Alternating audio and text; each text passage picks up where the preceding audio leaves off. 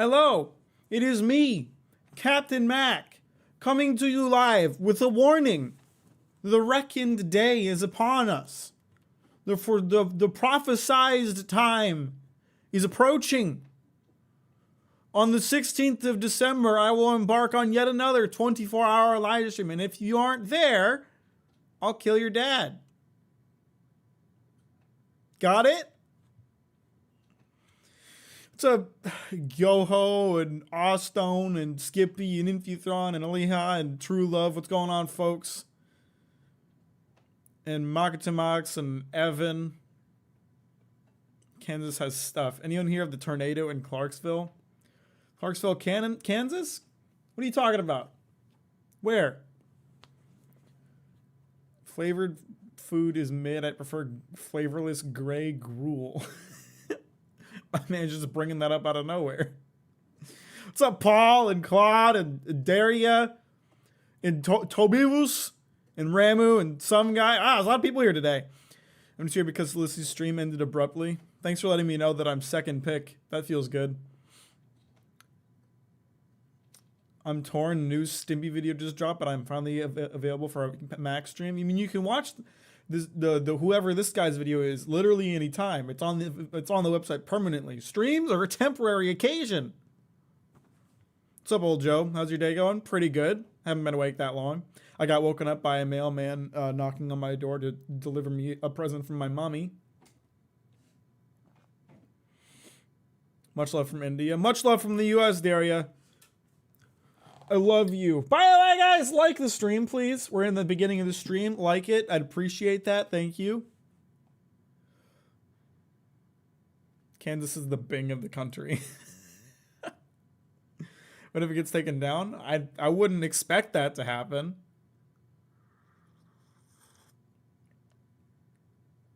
This is good tea. Someone gave me a tea advent calendar, and this is matcha tea. It's good. It's good tea. I like this. I don't know if I like the stream yet. That's just mean. That's just mean. I'm going to get into the game because American Truck Sim is just chatting with more steps. My Steam's kind of broken. Yeah, so for those of you motherfuckers that don't know, I shouldn't swear. I'm going to get demonetized. I play this game, American Truck Simulator, sometimes with my funny racing wheel where I drive a truck. And they just released a new DLC, the Kansas DLC, so that I can drive through Kansas. Whatever the fuck is in Kansas, I can drive through it now. So that's what we're gonna do today. We're gonna drive to Kansas and find out just what the hell they're hiding there. Oh, thanks, Jimmy. Yeah, let's get some love for the Captain Mack mug here. I've got a nice. Oh, you can't see. It's flipped. Okay, it's from a Christmas Vacation. It says on one side it says, "Why is the carpet all wet, Todd?" And on the other side it says, "I don't know, Margot." It's like my mom's favorite line from that movie.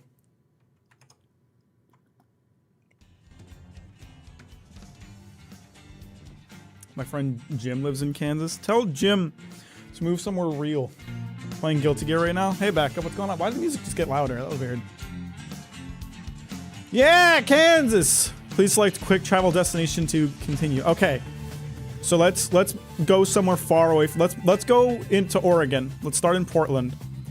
And we'll drive to Kansas. It'll be like a semi-cross country trip. Sound good?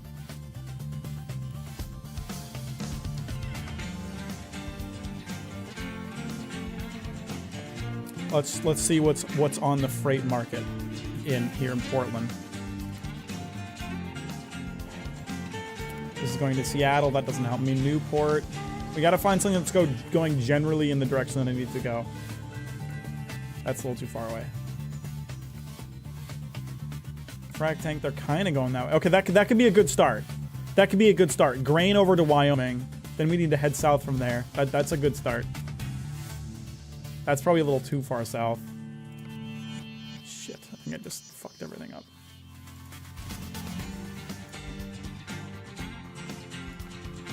That's a little too far south. I don't want to do that. Have you ever watched BoJack Horseman? No, I have not. Is it good? Do you like it? I've heard good things about it. That one goes to Kansas. This is clothes going to Kansas. We could just have a one-way trip to Kansas. It's not a very expensive job, but it'd be lit. Yeah, let's do it. Let's just go straight to Kansas. So we're delivering clothes to Kansas. Did you add sugar to that tea? You're damn right I did. Matcha's bitter as hell. I ain't drinking that without sugar.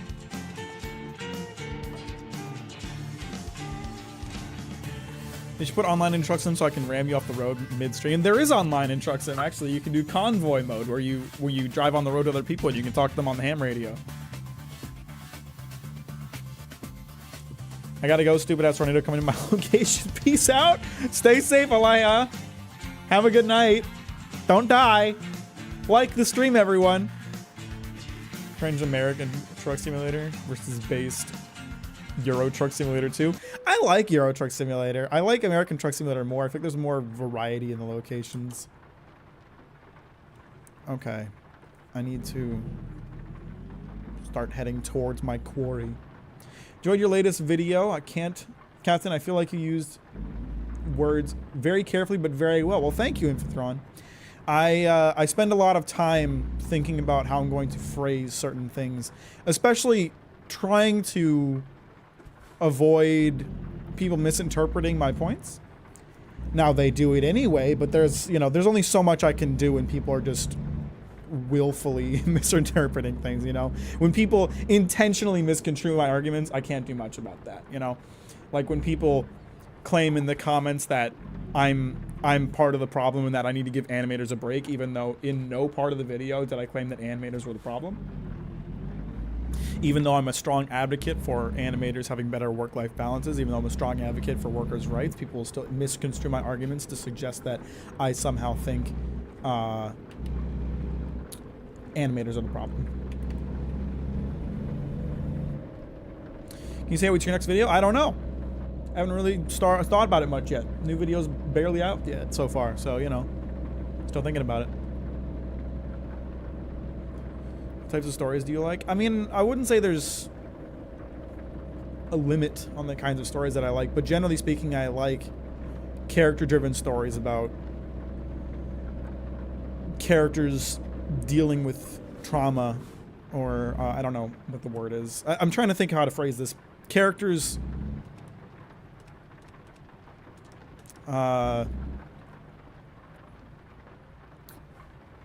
learning their own identity or getting past things that are difficult, I guess.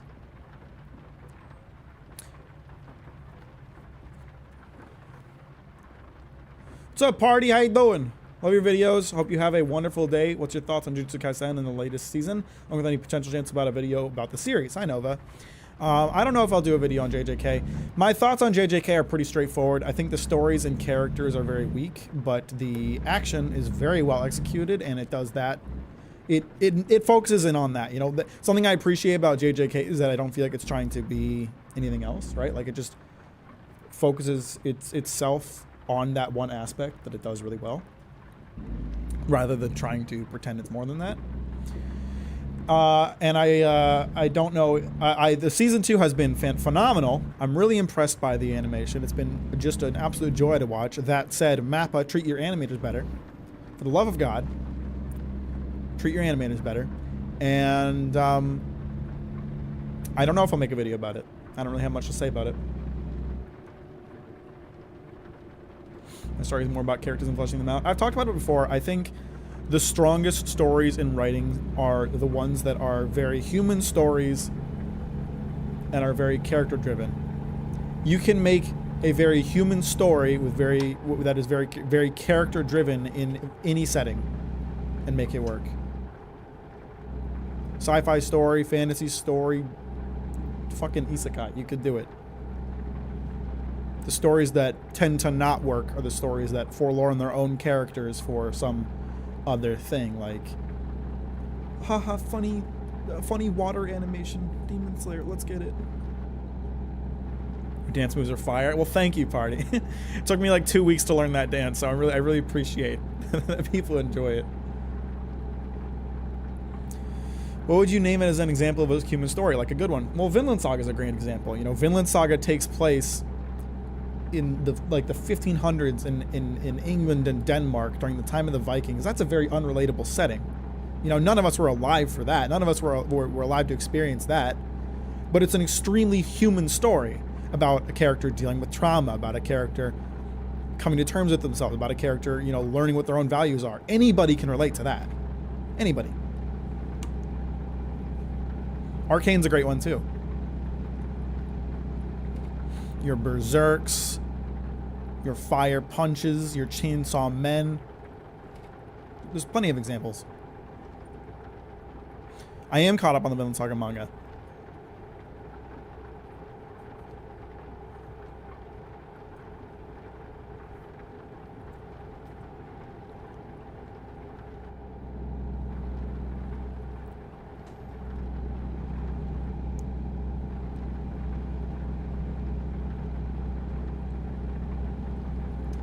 How long are you streaming today? 2-3 hours, something like that. I aim for like 3 hours, 3 or 4 hours, but with truck streams, my legs get tired out from pressing down on the pedals and all, so. You're the 8th part of JoJo's. I haven't finished it. I'm like 5 chapters shy of finishing it. I really need to get back to that and just to get it done. It's okay. I think it's one of the weaker JoJo parts. How long is the drive? It's gonna be long. It's gonna take like a good hour or so to drive. The thing is, like, the scale in this game, it's obviously not 1-to-1, but it's pretty good.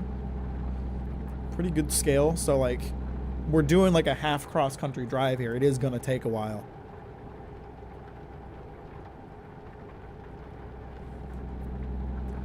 Will you play Persona 3 Remake when it comes out? I don't know. I still have to finish Persona 5. I definitely won't stream it. Those aren't very good stream games, I wouldn't say. That's why I don't really resonate with like 7/8 of all anime, because a lot of anime characters are written to fit an archetype instead of as people. Absolutely. Absolutely, I agree. That's why I like talking about stories like Vinland Saga, like Chainsaw Man, where the characters are very human. Because it is so hard to find. You're much more likely to find characters written like Demon Slayer characters, where they're extremely two-dimensional and the way they act is not particularly believable, than you are to find your Thorfinns who make mistakes, who aren't perfect, who screw up.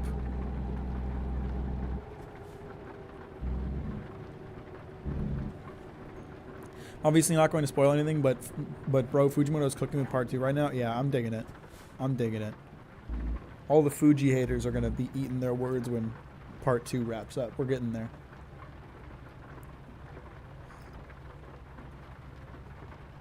It's nice having a restroom close by, though. Trucks don't have plumbing.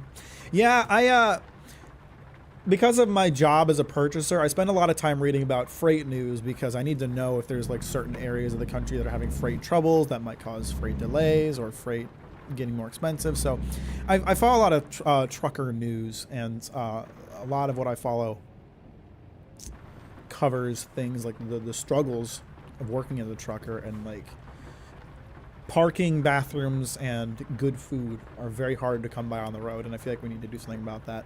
There's a lot of truckers parking on the side of the highway because they're mandated to take a break. They're mandated to stop driving, but they can't find parking. And so they're stuck on the side of the road, no safe place to go to the bathroom, no good place to get food. Because done time, we're going to our mutual friend's food establishment for a late lunch if you want to join. Yeah, what time? I would be happy to join you, but it'll definitely depend on what time. Unless you don't know what time yet.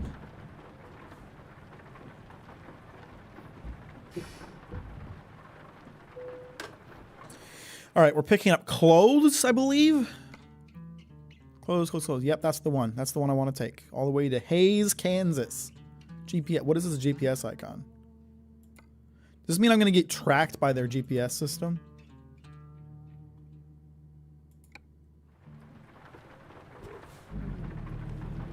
Strange.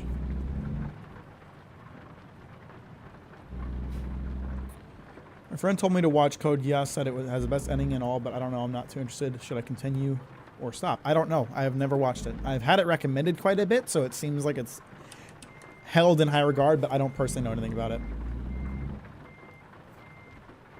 Any opinions on video game mangas? You know, that's a great question. I recently have become friends with another anime YouTuber called Mugen. Mugen. You guys should look up his channel. He makes great videos. He just made a video on video game mangas, and I did not realize just how deep it goes. There's an Elden Ring manga that I have to read now. There's an Elden Ring manga, guys. So I don't have any opinions on video game mangas. I haven't really read them, but my friend Mugen has a great video on them. Can't we just go through the red lights to speed things up? I think a lot of people read part 1 all at once, preparation for the anime, or after they watched the anime, so they aren't used to a week-to-week break, week-to-week for manga chapters. And you know what? As a longtime One Piece fan, this is a completely familiar issue. Every fucking time a really strong arc wraps up, you see people talking about how One Piece fell off and how One Piece isn't good anymore, or One Piece sucks now, because they went from the high of an arc climax to the beginning of a new one. You know, this is the arc for One Piece. You know, it goes up, it goes down. And not in terms of quality, but in terms of excitement. And as soon as the excitement dips, people are like, One Piece fell off, One Piece sucks.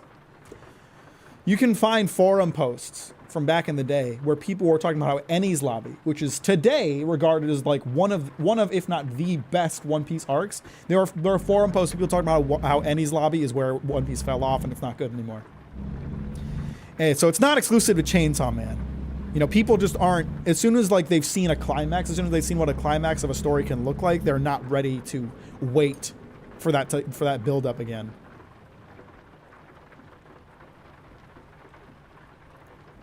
Three-ish. I can give you more exact time in a little bit. Okay. Okay. Sounds good. Go to the Bloodborne comic. No, I have not. Does One Piece have human characterization you were talking about? It does. What's the word I'm looking for here? Comma. It does, but it's not going to be something as in-depth as you see with something like Vinland Saga. One Piece is not a character-driven story. I do think the characters are written very human, but it's not a character-driven story, so don't go into it with that expectation.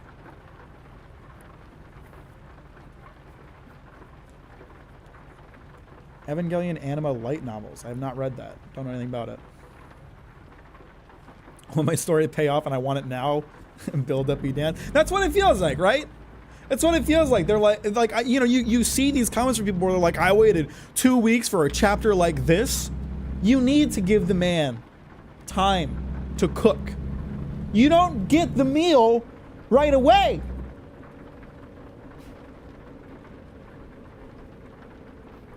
Have you ever cooked like a beef Wellington? I've cooked a beef Wellington. It took hours. You need to give the man time to cook so that the beef Wellington tastes good. You want him to serve it to you now when the puff pastry isn't baked all the way through, when the meat is still raw? Is that the beef Wellington that you want? Or do you want a good beef Wellington? Because if so, give the man time to cook. Let Fujimoto set things up. Let him build things up. Let him have slow chapters so that we can have the good stuff later. Microwave to beef Wellington. Like the stream, we gotta head out to a family holiday stuff. Appreciate you, Bill. Have a good night. Shout out to all the legends who have liked the stream. And if you haven't liked the stream, you ought to. Last night had me cocaine gaming at 4 a.m. selling enchanted mats. I over quadrupled my cash stack. That sounds nice, Bill. I am not as rich as you, not even close, but I feel like I've made a decent amount of money off of my blacksmithing efforts. Sometimes you want steak tartare and dough. I don't want to pull over at the nearest way station. Fuck off.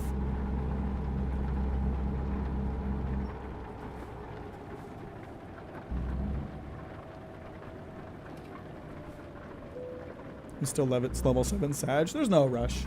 That's the point of Season Discovery, I feel like. There's no big rush this time around to reach max level because we're going to be at 25 for a while. I just hit level 25 last night. I'm at max level right now, and I'm pretty pumped about that. And I'm pretty pumped that I can just kind of relax for a bit now that I'm done. Matt keeps missing my question. I'm sad. No, I'm sorry, Markan. There's a lot of people in chat.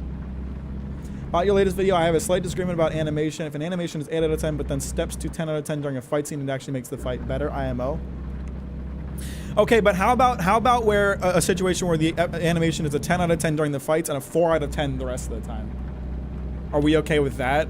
Because I'm not. I would rather the fights be an 8 out of 10 and the smaller moments be a 6 out of 10. I'd like the disparity to be a little less. What's the point of way stations? It's there are a number of reasons for it. It's an inspection system to make sure that your truck isn't overloaded. It doesn't weigh more than it's rated for. Like, you know, trucks can only carry so much. It's also something to stop drug trafficking so that they know you haven't added anything else onto the truck, and something to avoid theft. If your truck weighs less than it's supposed to, then they're able to check for that. So there's a number of purposes. I just want to check one thing real quick in OBS. Give me 1 second.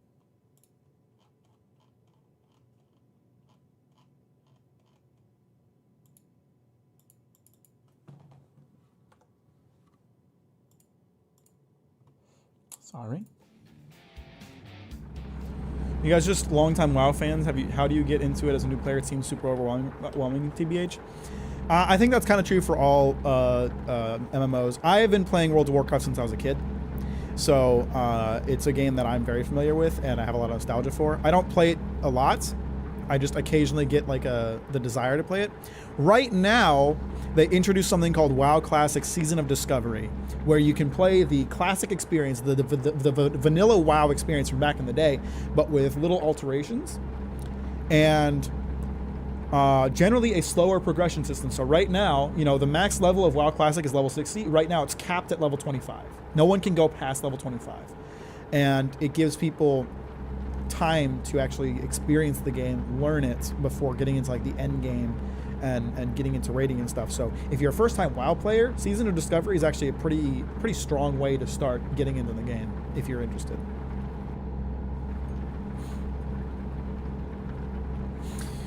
If the disparity is that high, then yeah, I see your point, but if it gets just better enough for you to notice it, it makes it more intense in my humble opinion. I'm not going to disagree with that. I think it makes sense that they put a little more effort into the fight scenes. Especially in something that's like fight-focused, like, say, JJK. But the problem with One Piece is that it's a huge difference. It's a huge difference in quality. It's not small. It's not like, oh, well, it's not as amazing as it is during the fight scenes. It's like, it is bad when it's not in a fight scene.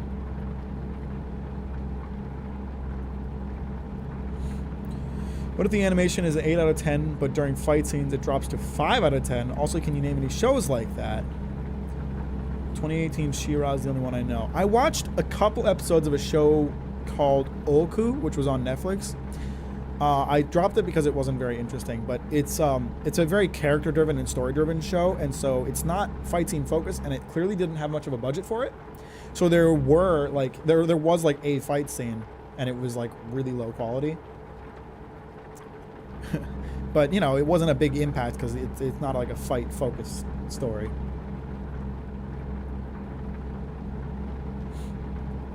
Never played WoW when I was little, and what I did is just avoid every other player like the plague until I was higher level and actually competent. You have to tolerate grinding.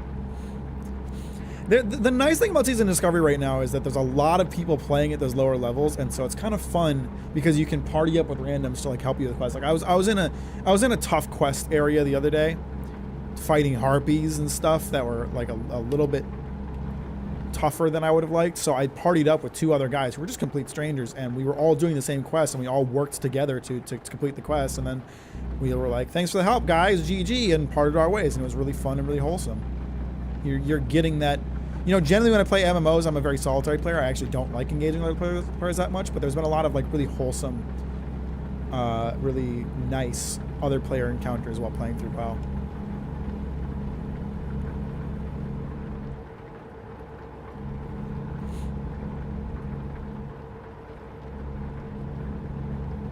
Record of Ragnarok anime was embarrassing. Damn.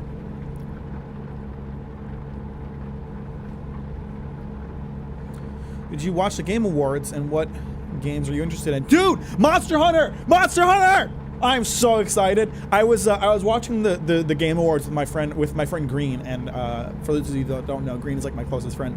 Her and I played Monster Hunter World together a ton when it came out. So it was really fun watching it with her and seeing Monster Hunter Wilds getting announced. As soon as it started playing, I was like, this is Monster Hunter. I could tell. And I'm so pumped.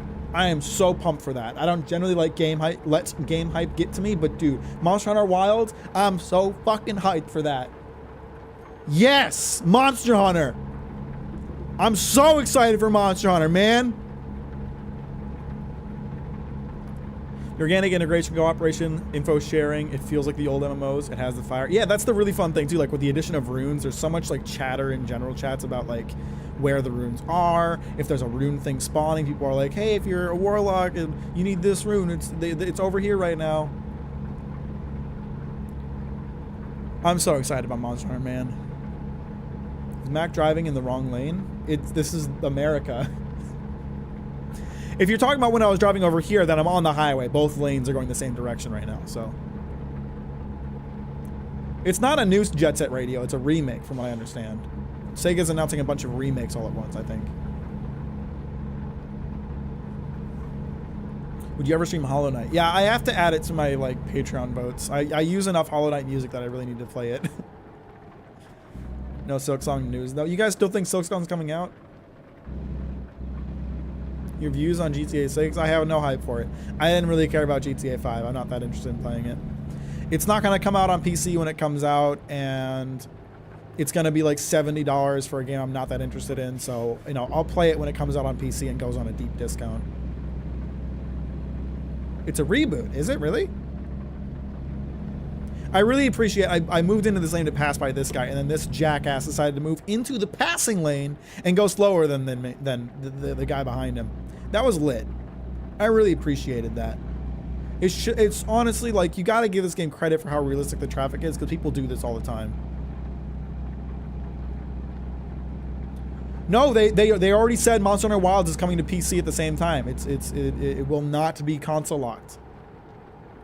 Finally.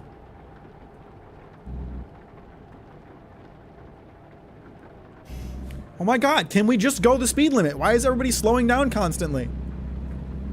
Fuck's sake, man. No, they are not online players. If they were, then there'd be a lot more accidents.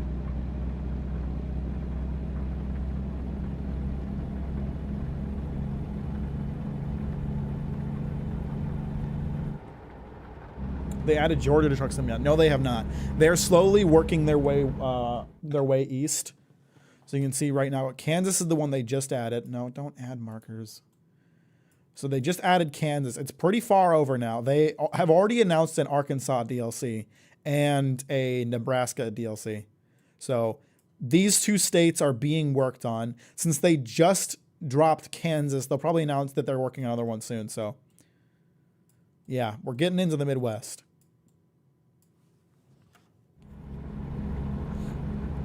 Monster Hunter World was my first Monster Hunter game, and I fell in love with it. So I'm so hyped for Wilds. Never played Rise and wasn't interested in it. I played Rise, and I did enjoy it, but I liked World a lot more. So I'm super pumped for Monster Hunter Wilds.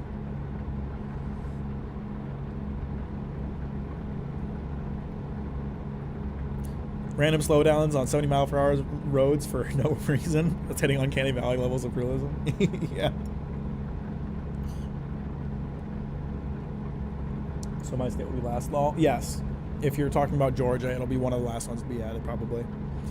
It'll be many years before they hit the East Coast. I really hope they keep putting things into this game. It seems like American Truck Sim does very well for them. It sold very well. The base game sells very well for them, and I think a lot of people buy the state DLCs. So I hope they continue. I hope they manage to make the entire U.S. someday, because I really want to do a cross-country road trip in American Truck Sim. That would make me so happy.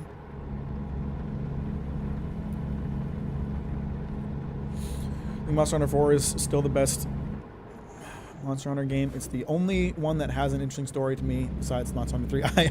I do not play Monster Hunter for the story. I like Monster Hunter World because I feel like it plays the best.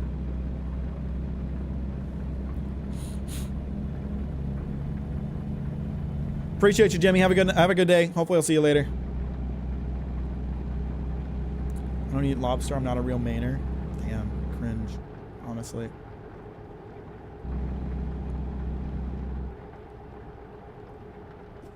Fuck's sake, man. Can we just go the goddamn speed limit? Seriously. I know we're driving through the mountains or whatever, but come on. I have it scheduled to keep here, folks. How many more hours of driving I got? I got 23 hours more of driving. Y'all fuckers are slowing me down. Thinking about buying Starfield so I can play it for 300 hours? Just get Game Pass. It's on Game Pass. You like Attack on Titan's ending? I thought it was alright. I don't really want to talk about it. I'm tired of talking about it. I didn't mean to be rude. I hope that didn't come across as rude. It's just like, it feels like the Attack on Titan ending discussion has been going on for years, and I'm just kind of sick of talking about it. I didn't hate it. I didn't love it. I thought it was okay.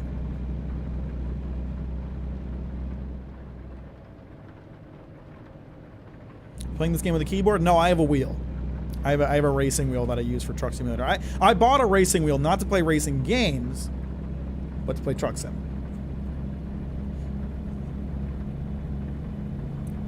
Spider-Man not winning a single award got so many people mad, lol. It's funny to see. Yeah, I saw a meme that someone posted that it was like Armored Core got nominated for 1 award and won it. Spider-Man got nominated for 7 awards and won none. And I responded to like a Reddit meme about it, and I'll say the same thing I said on the Discord server.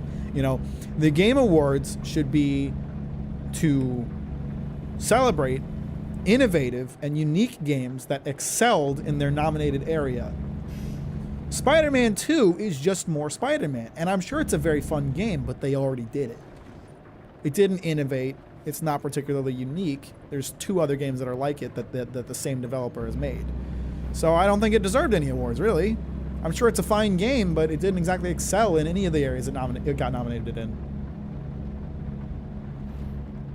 Man, Skippy fucking hates Spider-Man. Every chance he can bring it up, he's like, man, this game was ass. I know it was really buggy and all. So I'm also glad Spider-Man didn't win anything, because it didn't deserve anything. Isn't there a new Walking Dead game? Yeah, and it sucks. It's like ass apparently.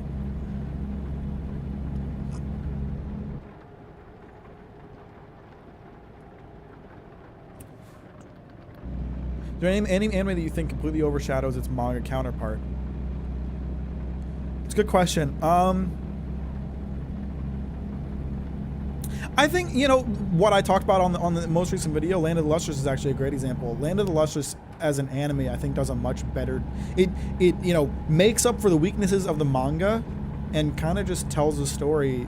And it is faithful enough to tell the story really well. So if, you know, you were to ask me, should I read or watch Land of the Lustrous, I think watching it is a better experience. The only reason I would say you should read it is that, you know, the anime isn't complete and the manga actually covers the rest of the story. But if there was an anime that covered the entire story in the same quality it had for the first season of the anime, then I would be like, yeah, the anime is the definitive experience.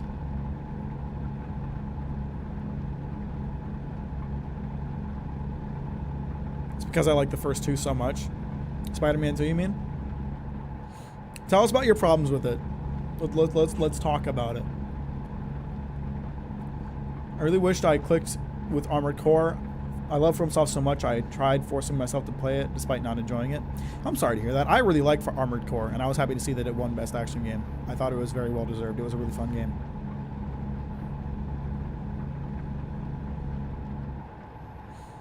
I just want to watch Land of the Lustrous and went to the manga and couldn't recognize who was who. Yeah, that is like when I make a video on Land of the Lustrous, that's something I'll criticize. It is very hard to tell the characters apart. There is a lore explanation for why the characters look so similar. But as I've talked about before, having like an in-story explanation for why something is bad is just like still not a good explanation, because like you could have not written it that way. We talked about this before. Like, you know, if the explanation for why all the characters look the same is because of like equality, then it's like, okay, write that part out of the story and give them a little more diversity.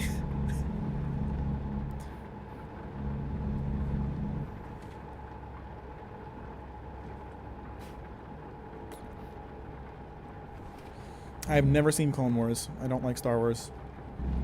Let me rephrase that. I don't really care that much about Star Wars. I can't say I don't like Star Wars when I haven't experienced most of what Star Wars is. Way station. Oh, I can... No, I can't bypass it. Fuck. Where is the way station? I gotta cut in. I'm sorry. I'm so sorry. I have to get in here so I can pull off of the way station. Can you let me into the lane, please? I have to pull off of this way station. Can someone let me in, please? Someone, please. Old ass vehicle, let me in. Excuse me. Pardon me. Truck coming through.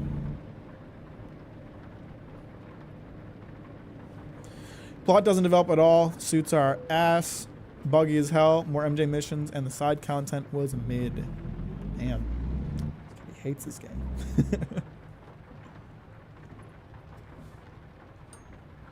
Most common video game initials are AC, Assassin's Creed, Armored Core, Animal Crossing, Assetto Corsa, etc. There's a lot of DS too. Death Stranding, Dark Souls, Demon Slayer.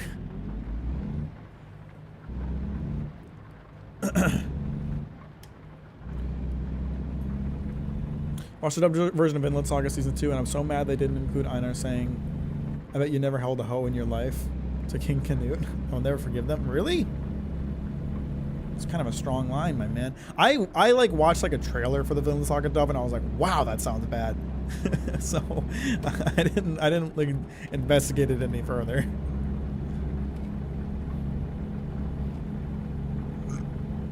Would a horror comic inspired by Russian and Nordish myth would just be interesting? Anything can be interesting if you write it well. There is, I would say, there is no bad ideas, just bad executions.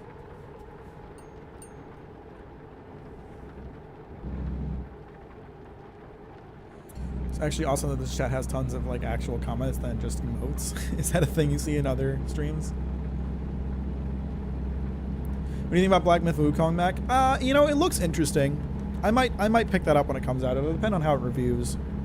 It seems like it could be cool.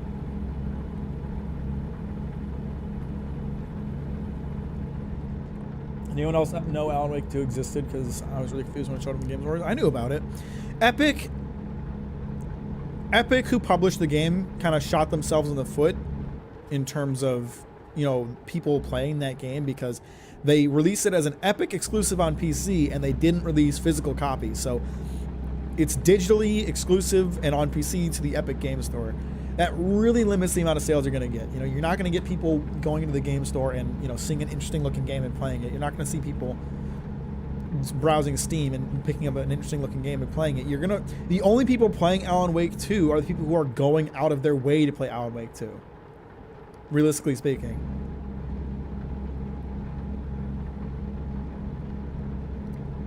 What are your bands? I don't know what you're asking me. I'm sorry, I don't know how to answer that. Subversion just sounds like wingdings to me. I don't know. I don't agree. Sounds like bad marketing. Frown. Yeah, no, it is. It was a very poor choice, I think. Especially like Alan Wake. The first Alan Wake did not perform super well, but it's like come around to becoming kind of a cult classic. So a lot of people know about Alan Wake now, and I'm sure there's a lot of renewed interest in Alan Wake 2. It's just like how many people actually know that it came out. Favorite rubber bands. Music bands. Like what bands do I like? I like a lot of bands. Gorillaz was my #1 artist for this year, and probably one of my favorite bands of all time. Blue Swing is a Japanese jazz band that I like a lot. I like some Fleetwood Mac, Zutomayo, Polka Dot Stingray. Mime, really underrated Japanese pop band, Mime. No one talks about them, and they should, because they're fucking good. I like Queen. I wouldn't say I listen to Queen that much, but I do like Queen. Don't Stop Me Now is like my get hyped song. Whenever I need to get hyped up for something, like when I went to my my interview for my current job, I sang Don't Stop Me Now as I was driving to the interview to get myself hyped up and feel energetic and confident. When he goes for Monster Hunter Wilds, honestly, this game seems to be my dream MH game ever since I was a kid. I'm so excited for it. I mean, we don't really know anything about it so far, so I don't know if I would like get that hyped about it, Jovanil. But sorry, I don't know how to read your name. By the way, guys, if you haven't liked the stream, get in there and do that. The main thing that I want to see is just to see more unique monster types. You know, Monster Hunter World waylaid a lot of really interesting monster types because the step up in like graphical fidelity limited how they could do certain monsters. Like I know they famously did not do Leviathan wyverns because they were the skeletons were too complex. So I would love to see like some Leviathan wyverns. I'd love to see more beast monsters, less wyverns and more beasts. And Monster Hunter. Hang on one second. I need to pause the game. Capcom. We need to have a chat. You've done 2 games in the modern era. 2 games. Monster Hunter World and Monster Hunter Rise. And neither one of them had Tetsukabra, who is my favorite monster. You had a baby Tetsukabra in Monster Hunter Rise. The little village sheep would ride on a baby Tetsukabra, but you didn't put the actual monster in the game. I want to hunt Tetsukabra. If Tetsukabra is not in Monster Hunter Wilds, I am going to do something that I regret. Do we have an understanding?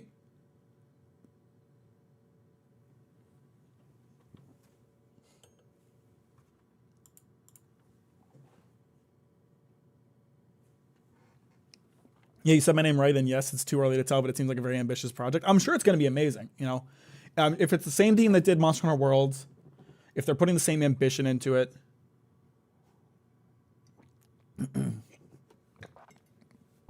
I'm sure it'll be great.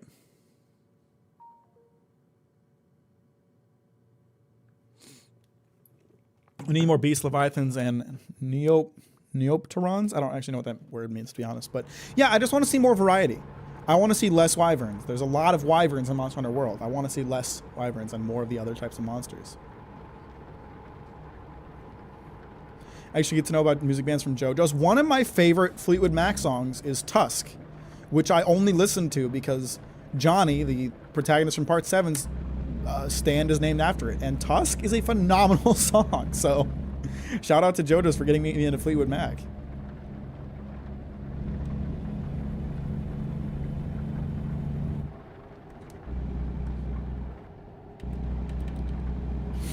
What do you think about manga like Blue Period and Shadow's House? I don't know anything about Shadow's House. I did read a good amount of Blue Period. There's not a lot of manga that I stop reading, right? There's not a lot of manga that I like just drop and don't finish. I dropped Blue Period because I felt like the plot was circular. You know? I liked Blue Period a lot at first. I thought it was a very interesting story. You know, you don't see a lot of manga covering the struggles of a creative, but the plot is a circle. It repeats the same points over and over. Like, he realizes he had as a weakness, agonizes over it, finds a way to overcome it, and all of a sudden he's a stronger painter. Do it again, ad nauseum. There's that one character who's like a brilliant artist but doesn't seem to enjoy being an artist. They're like friends but also kind of enemies. And there's this circular plot of their relationship development where like one of them says something that's really hurtful to the other. They don't talk for a while. There's a lot of negativity. They apologize. They come to an understanding and they're friends again. It just keeps fucking going around with the same plot points over and over and over again. So I stopped reading it because I'm like, this isn't going anywhere. It's the same story over and over and over again. Good premise, well written at first, but it just kept doing the same thing. So it drove me crazy. I get that. I don't like it when it does that. Yeah. Thinking Monster Hunter Wild lets you climb on monsters like Dragon's Dogma. It's a day one purchase for me. You can already do that. It's called mounting. It's a mechanic in the game. It's not like Dragon's Dogma where you're able to like free climb over them, but you do get to climb on them. Sound euphonium. I don't know what that is.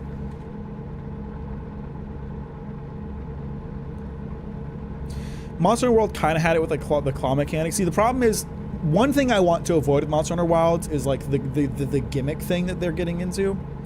You know, like Monster Hunter Rise had the wire bug as essentially a gimmick mechanic that you had to use really heavily to beat certain kinds of monsters, but it was a pretty like shallow system overall. That said, the wire bug is a lot more versatile and a lot more fun to use than the claw shot, I think it was called. The claw shot was just like, oh, you can weaken a part of a monster, or you can send a monster into walls, and it was fun to use, but it was you know, again, pretty shallow. I want to avoid Monster Hunter getting stuck into like, okay, this is this game's gimmick, this is this game's gimmick, this game has this gimmick. You know, you see that happening with Pokemon, where you've got like one game is Mega Evolutions, the next is Z moves, the next is Gigantamaxing, the next is being a terrible game. The same thing happened with like the Mario RPGs. You had Luigi's Dream Team doing the dream battles, Paper Mario doing like the paper fights, Bowser's Inside Story doing the giant battles. Like there was always a gimmick, and it was never very fun to play. It was just a thing that you had to keep doing.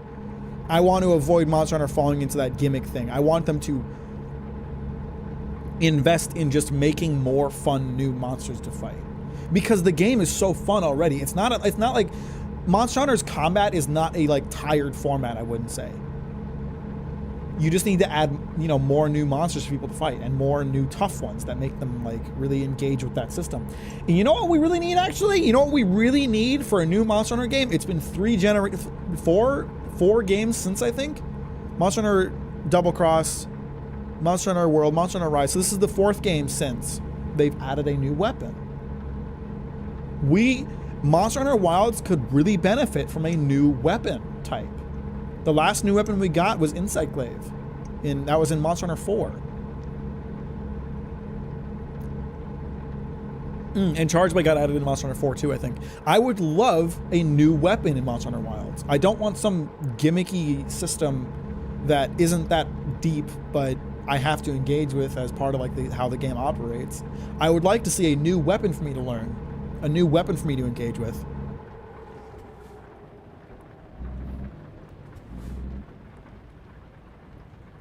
How about hammer but bigger? Let's do it. CBT weapon.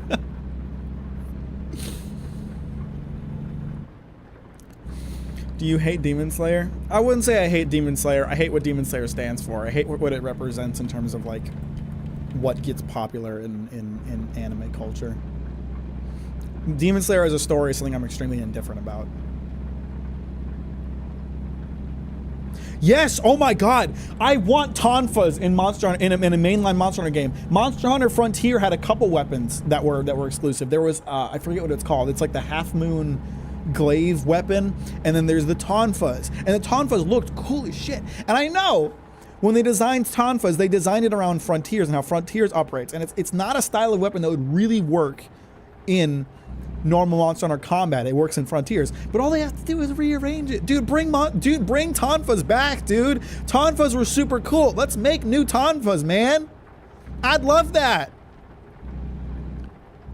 Literally, I want to show you guys right now. I want to show you something. Let me pull up.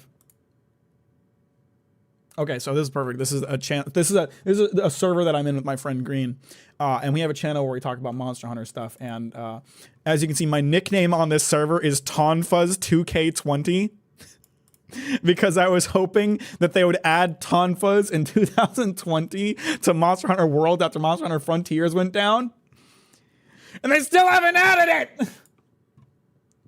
They still haven't added it. I want Tonfas, damn it.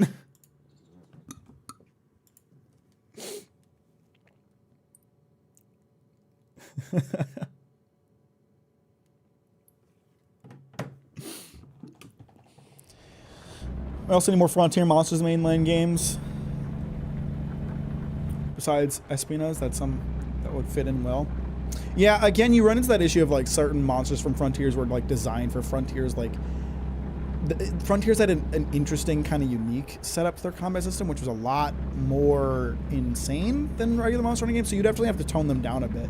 But there's some really cool designs that would be great to add to Monster Hunter mainline games. That's something I want to see in Monster Hunter Wilds. In Monster Hunter World, they didn't have a ton of new monsters. They had a lot of returning monsters, and that was fine because it was like a new combat system, and like they had to redo a lot of monsters. They had to make a lot of changes. It wasn't until Iceborne that they added a lot of like new monsters. I want to see like a lot of new monsters. Monster Hunter Iceborne too, and to talk shit on Iceborne for a second, they added a ton of variant monsters. Like you had like the poison Tobi-Kadachi. You had an ice version of Giratodus that I don't remember the name of. You had just a lot of the water version of Puke Puke. I don't want to see a ton of variants. I don't want to see a ton of returning monsters. I want to see a lot of new monsters. New monsters are way more interesting to me than fighting the same monster again. Like, obviously they're gonna have Rathalos. They have to have Rathalos in every fucking game. But I want to see some new ones. Except Tetsukabra. Bring Tetsukabra back. Let's bring Tetsukabra. We want two things: Tetsukabra and Tonfas. Yeah, that's it. If they add Tonfas and Tetsukabra in Monster Hunter Wilds, I will be happy. That's all I want. What kind of player do you think Monster Hunter is for? I've been trying to get in the series, but it seems kind of overwhelming. It can be. So Monster Hunter is a game that makes itself very difficult to learn, I would say, especially older generation games. But Monster Hunter World and Monster Hunter Rise especially took great steps towards making the games more approachable. So it's a game. Monster Hunter is a game that wants you to invest time, wants you to invest energy into learning its systems. So if that's the kind of player that you are, if you're the kind of person who wants to like memorize monster moves, who wants to memorize monster weaknesses, who wants to like get really in depth with how to use the weapons, that's the kind of player that Monster Hunter is for. It's for the type of player that wants to get really invested in those systems. If you're a little more casual with it, if you aren't going to invest a ton of time into like learning those systems, then it might not super appeal to you because it can be very, very difficult if you don't. But, you know, it is a game that is not super approachable, but it's nothing that you can't overcome.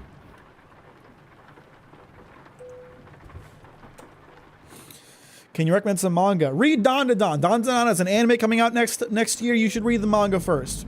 Dandadan is a fantastic manga. Highly recommend it. I also just reread Fire Punch. If you haven't read Fire Punch, it's by the same author as Chainsaw Man. Fire Punch is excellent. And now I want to make a video about it because I actually have thoughts about it now. Any variants are so fucking boring in every game that they appear. It's like, here's this enemy that you've been fighting for the past 30 hours, but blue. Yeah, there are some that are like pretty cool. There are some that are like pretty cool changes, like I forget what it's called, like the bat monster that gained like sleep gas, but generally it's not as fun as like a new monster or even a returning monster. You know, porting in a returning monster is still preferable to a monster variant, I would say. I think is it raining? Yeah, it's raining.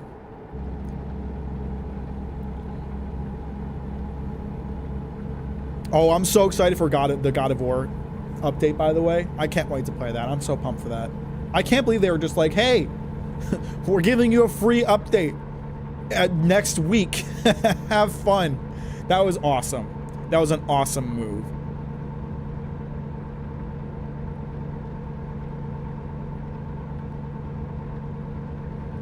Okay, Markan, we see you.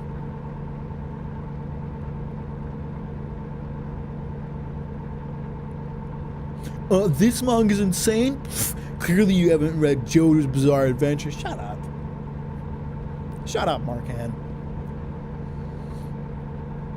I'm sure some people aren't going to be super into this God of War update. It seems like they're adding a roguelike mode, but for me, as a person who loves roguelike games and likes the combat of God of War, I'm alright with that. Give it to me, baby.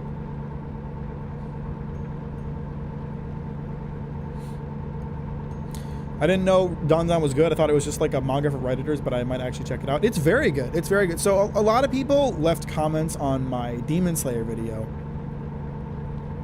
saying that I didn't like the story because it was too simple. You know, they construed all of my arguments as saying that saying that Demon Slayer isn't complex enough, that it wasn't complex enough for my liking. And it's funny because I never said anything like that. I would say, if anything, Demon Slayer is too complex for its own good. You know, it tries to do sad backstories, and it tries to do comedy, it tries to do engaging action, it tries to do interesting character writing, but fails at all of it. It needed to focus up on the one thing it does well, which was the action. and even saying it did well, you know, in terms of the manga, I wouldn't say so, but at least in the anime it did well. The problem with Demon Slayer is that it tried to be too many different things. Dan is, to me, what everyone keeps telling me Demon Slayer is good. Everyone keeps telling me that Demon Slayer is good because it's simple. Dan to me is that. Dan is a very simple story that just executes everything well. It does great character writing. It does great comedy. It does great action. It does all of those things really well while being profoundly simple. It is a very simple story. It just fucking knocks out of the park in all of the areas that it's in.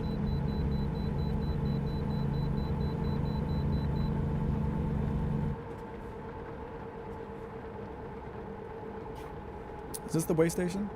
Yes, it is. There were real complaints for your video. All I saw are people insulting your hair. There are plenty of criticisms of my video. It's just that generally they miss the mark. You know, there's people that complain about me not getting the breathing system while themselves not understanding my criticism of it. There are tons of like just total strawman arguments. There's tons of. There are a few genuine like decent criticisms of my video, but generally speaking, it's a bunch of nonsense. People tend to argue against things that I never said. Again, like, you know, people responding to the adaptation video saying that I just want animators to work harder and that I'm part of the problem with work-life balance, even though I said nothing like that. People love to complain against things that I did not say, and it's the same deal with the Demon Slayer video. People like to say, "Oh, you just think the story is too simple. Not every story needs to be so complex." And it's like, I never said they needed to be. I never said anything like that.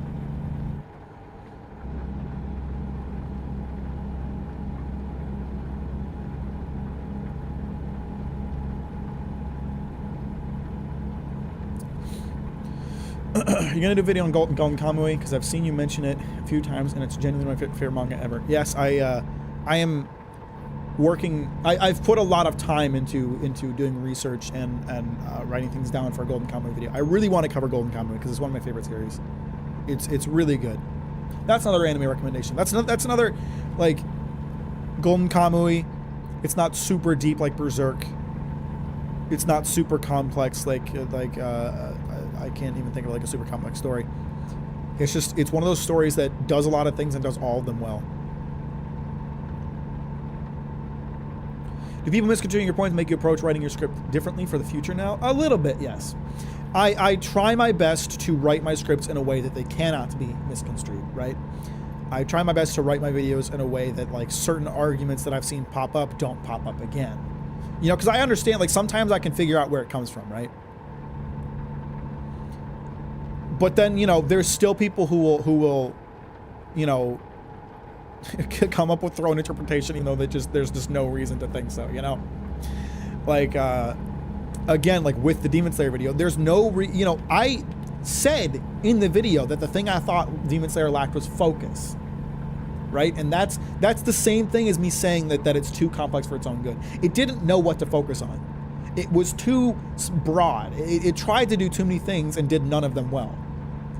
You know, you'd think me saying this video, this manga lacks focus would tell people, oh, he doesn't think it's too simple. He just thinks it doesn't know what to do. But it wasn't enough. I didn't make it clear enough for some people, you know. So there's only so much you can do. You know, writing scripts, trying to get ahead of like certain criticisms of your analysis. There's only so much you can cover before it just becomes like, you know, people are just going to be mad. People are just going to be mad about nonsense. Demon Slayer and Starfield are two peas in a pod in that regard. Absolutely. Absolutely, I'd agree. Never wants to flush us out. Always leaves me wanting more, but not in a good way. Yeah. You know what else has a Japanese dub? King of the Hill. And there's apparently a lot of argument in the Japanese King of the Hill viewing base about whether or not the sub or dub is better for King of the Hill, which I think is hilarious.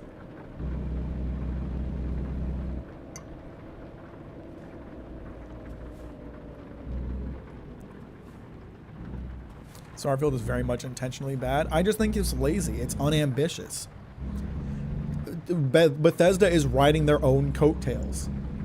But you know, that game is only sold as well as it has because it's a Bethesda game and people expect certain things from a Bethesda game. And it did exactly that. It's a Bethesda game. But if you're somebody who doesn't particularly enjoy that Bethesda format, then it's extremely unambitious.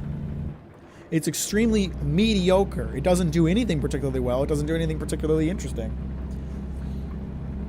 If Starfield was not a Bethesda game, people would criticize it so much more harshly, but they're not willing to criticize it as harshly because they're like, well, I enjoyed Skyrim, and Skyrim did a lot of the same things. Well, I enjoyed Fallout, and Fallout did a lot of the same things. So they're like, if I enjoyed it in this game, then I enjoyed it in this game. But if Starfield was not Bethesda, people would criticize it so much more harshly.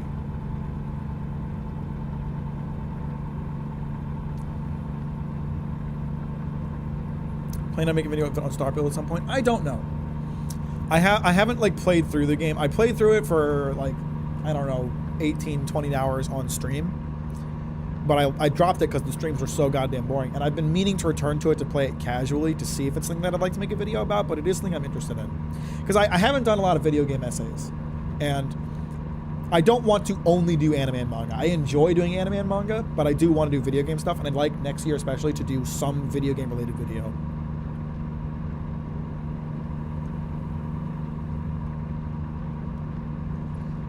I really don't want to spoil the video to explain why, but if you want to understand what I mean, you watch Patrician's video. Why is the only good game Tomodachi Life? It's an interesting question.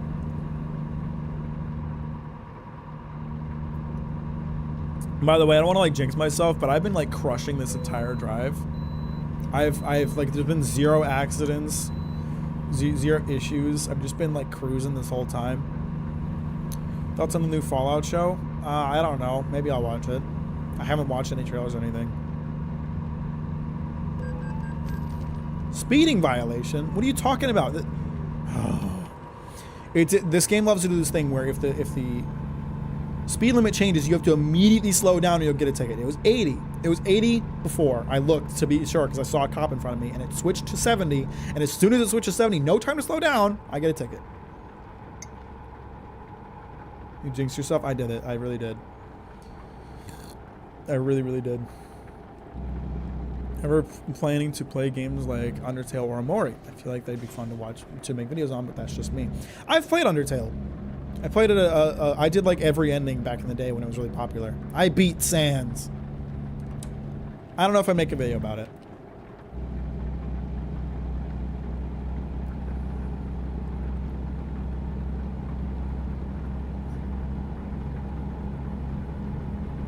But still, a speeding ticket, not a big deal. That's like $700. How much money do I have? $415,000. 700 bucks, take it. This is the rich mindset. This is why rich people don't mind breaking laws or getting sued. I'm sitting here like, man, I got $400,000 in the bank. You can have that 700 bucks. That's nothing, baby.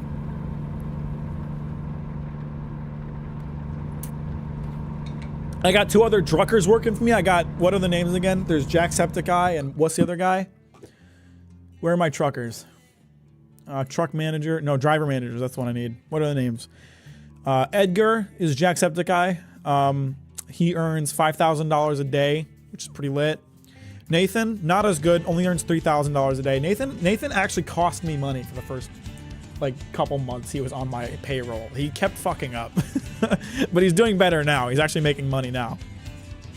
Neither one of them are working a job right now. They're both idle right now, I think. No, they're working. They're working. Never mind. Do a video on Gorilla's lore, or even if there's lore. Oh, there's lore, Double G. There is Gorilla's lore. Let me tell you. Always wanted a video about of Mack talking about games he enjoys. I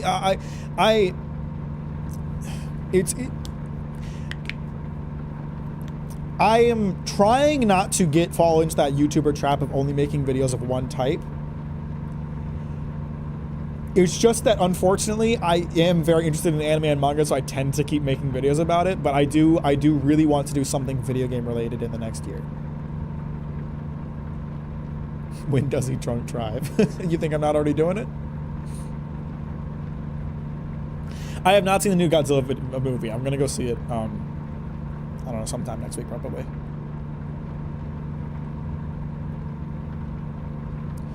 Share the wisdom of knowing the lore. Okay. Let's talk about Murdoch, okay? Murdoch is the bassist for the Gorillaz. He likes to think of himself as the front man, but he really gets waylaid by 2D. Murdoch is fucked up. He has a busted nose from when Russell, the drummer, punched him for sleeping with 2D's girlfriend. He is green. His skin is green. And he is possibly immortal. We don't know Murdoch's age. But Murdoch should be like 70 or 80 years old. And he still looks like he's like in his 30s. Except he's green. Big old Satanist. Big old womanizer. Lives in a trailer. Did live in a trailer at least.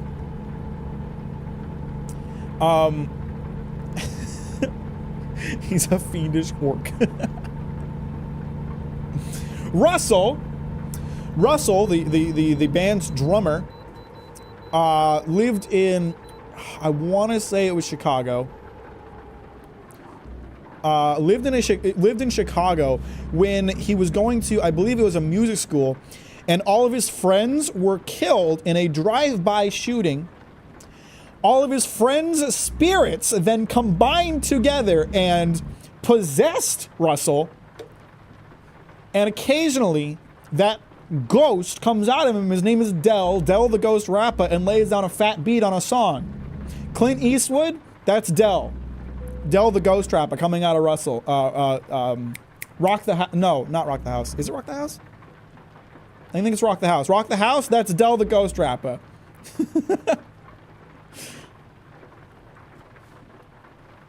And that's why his eyes are white, by the way. Russell has like pure white eyes. That's because he's possessed. 2D, the lead singer and pianist. 2D, his eyes are all black because Murdoch, I forget what the story was. I feel like Murdoch like drove a car, it like hit him with a car, and his face got all dented in, so his eyes are all shadowed, and he's got dark eyes. 2D is dumb, man. That kid is dumb. He's not here. He's checked out, brother. Oh shit, I think there's construction blocking the road. Yeah, it looks like it. All right, we gotta find a way around this then. I might be able to just get right back on the highway. There's nowhere else to go, so they'll have to let me. I'd assume he dummied after got hit by a car and dented his head. Yeah. 2D, they did have a lead guitarist who 2D was dating, and her name was Paula, I believe, but she cheated on him and got kicked out of the band. Favorite Gorillaz song? It's a toss-up between Hong Kong and the extended version of Desolé. I love both those songs. Noodle. Okay, Noodle is wild, all right? Let's talk about... Can we talk about Noodle for a second? Noodle. Sweet old Noodle, the guitarist for the Gorillaz, showed up at their studio in a box, couldn't speak a lick of English. She's Chinese. Couldn't speak a lick of English, but she laid down a sick guitar riff, and they decided, okay, this unattended Chinese child that came in the mail, that's our guitarist now. That's how Noodle joined the band, okay? And eventually, as she grows up, she learns some English. Turns out she's a sleeper agent with, like, military-grade training. She gets activated, has to leave the band for a bit. They replace her with like a robot version of her. I'm actually not sure how Robot Noodle fits into the story. I actually can't remember that. But Robot Noodle was a part of the crew for a bit, while Real Noodle was off doing sleeper agent shit. And now she's just a guitarist. She's done with like the sleeper agent stuff. They got her back. She's just the guitarist now. And she's like in her 30s. That's something I really like about the Gorillaz. Like they've actually grown up. you know, Murdoch has slowly turned more. Let me see if I can find like a grade of how green Murdoch has become, because he didn't used to be so green. He's turned greener over the years. Let me see. Let me see if I can find. Okay, yeah. So here's a great image, and I believe this is because he's getting older and decaying possibly.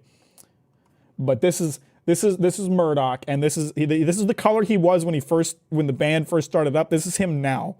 He's straight up looking like a green apple these days. Murdoch is very green now. And Noodle is like has grown older, which is cool.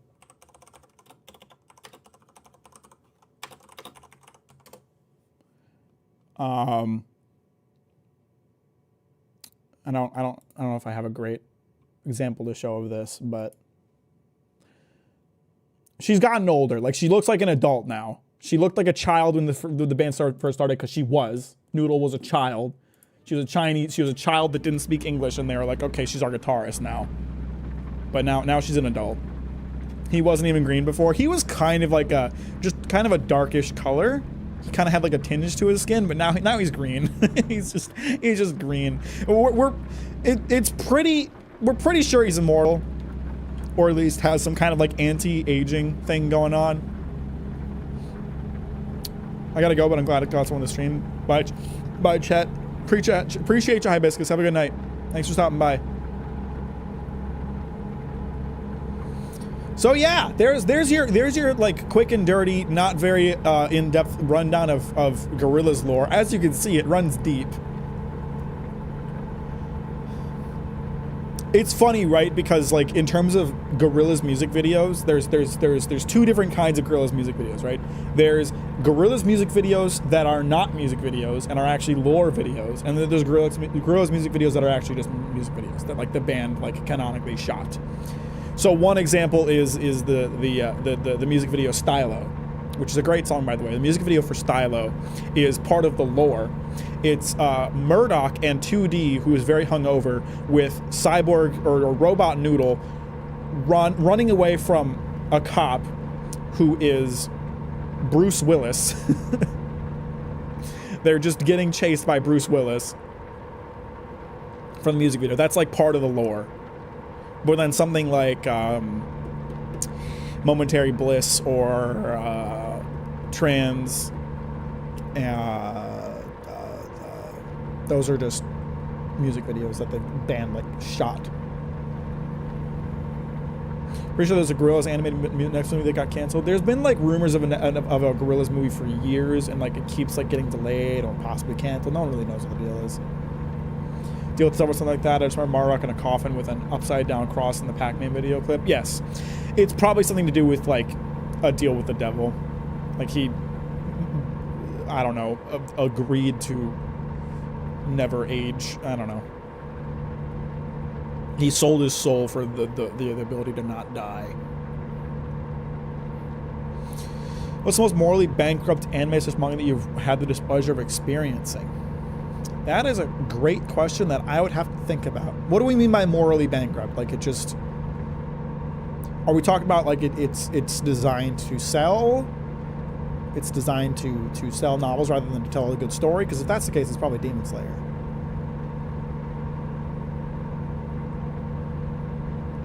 But if we're talking about, like, the morals of the behind the story, the presentation of the story is very... immoral, then I don't know. I'd have to think about that. When the last Captain Mack video was 2 weeks ago and now you're caught up.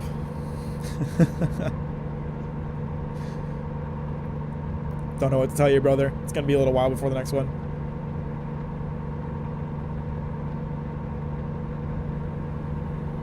Godzilla and Kong trailer looks so stupid but fun, I guess. Didn't Godzilla vs. Kong already come out? Didn't that already, are we talking about a video game or something? Because if so, I don't know. Oh wait, I do know what you're talking. No, I don't. I have no idea what you're talking about. Never mind. Kill la Kill feels like I'm committing a sin while watching it. Okay, I don't want to be that guy, but I also kind of want to be that guy. People view Kill la Kill as a very like sexist story because of the way that like the women dress, you know, like with their outfits and stuff. But you need to understand that that's kind of the point. There is a story there about accepting yourself, about accepting who you are, about accepting your naked body, so to speak. And it's not just the women either, like the men get it too. So if you're watching Kill la Kill and you're coming away with it like, oh, this is a very misogynistic story where the characters are over-sexualized, I don't want to be that guy and say you're missing the point, but you're kind of missing the point.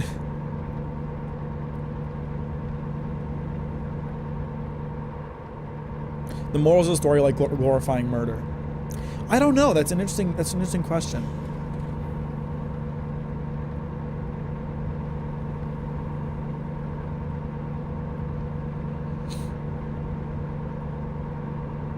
I need to get gas at some point. Keep an eye out for a gas station, guys. I mean, there's some right here, but they're a little off the road, so I'm too lazy to go off. New monster movie is coming out. Godzilla and Kong: The New Empire. Didn't they already do a Godzilla and Kong movie? They're doing another one? I'm so not caught up on that.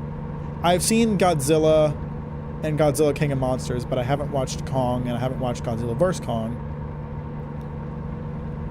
I really recommend Kill la Kill. I love Kill la Kill. I think it's a great story.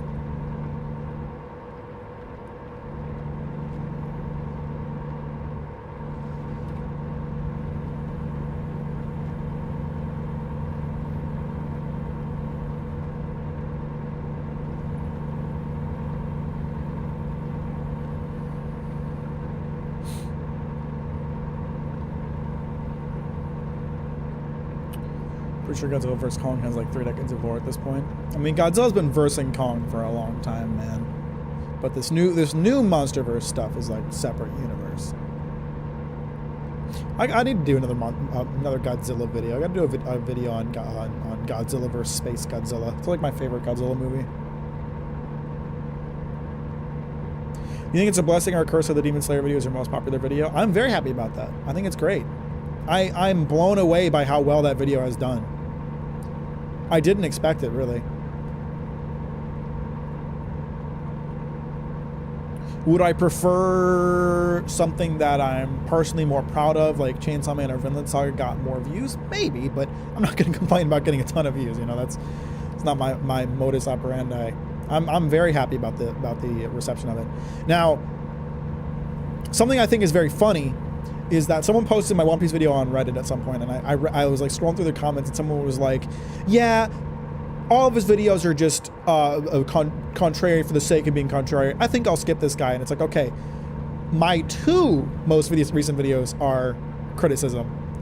Most of my videos are praise. Most of my videos are praise videos. So if you look past the first 2 videos, then I don't really think my channel exists to be contrarian for the sake of it.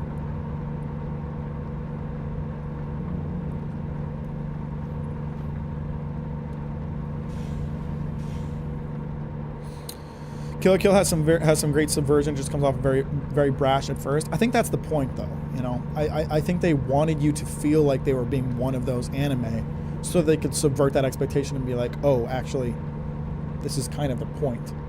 And you know what? It's interesting, right? Because even though all the characters wear these like super sexualized outfits throughout the series, you kind of stop thinking about it. And there's something to be said there about like when a character is confident about it, when they aren't pointing it out constantly, when they aren't making a big deal of it, is it still, you know, like over sexualization, you know?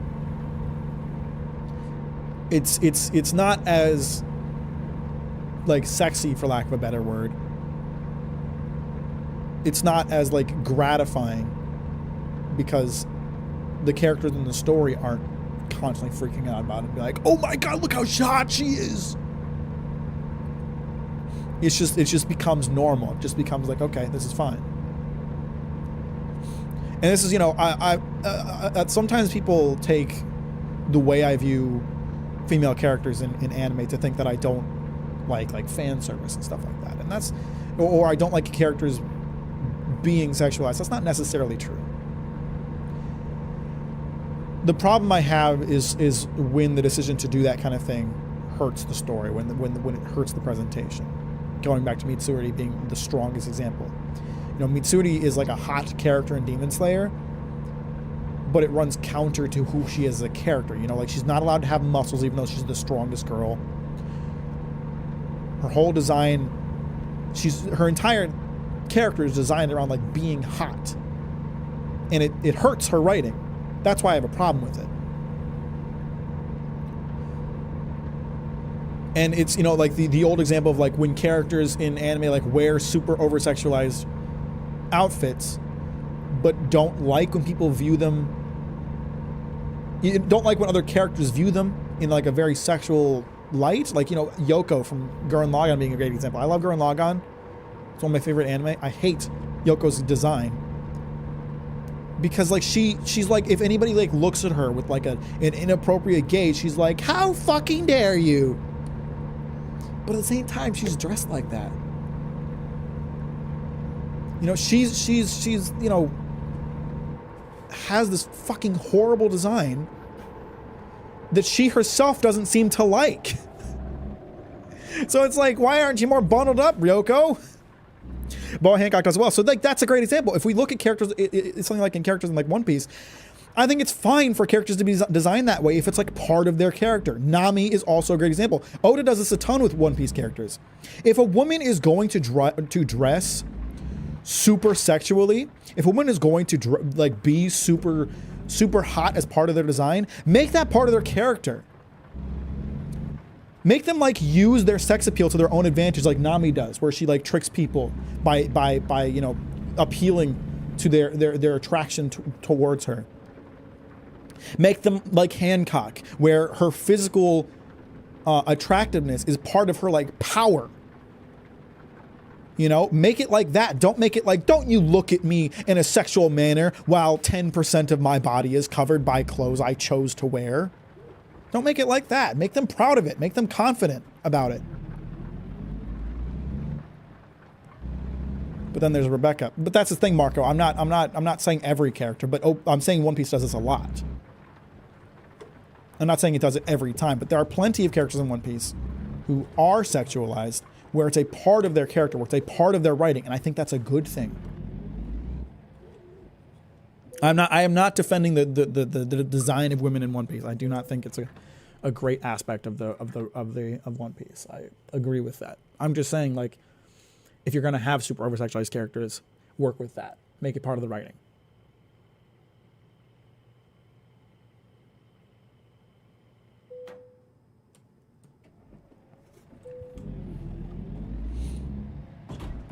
Fuck. Should I sleep now? I can go a little longer. It's kind of risky because I might not run into a sleeping spot, but I also don't want to oversleep. Well, okay, how many hours of driving do I have left? I have 10 hours of driving, 48 hours of time remaining. I have plenty of time. I have time to sleep twice. So let's sleep now while I'm at a place to sleep. Mack doesn't like women in One Piece. He thinks we're better when we're partially dismembered? What? What the fuck are you talking about?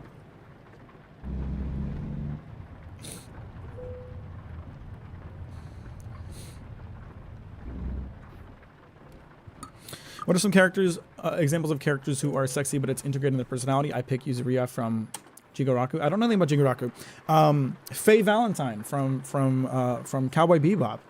A very sexualized character, uses it to her advantage. She like manipulates men. That's like part of her character. It's part of her strength as a character.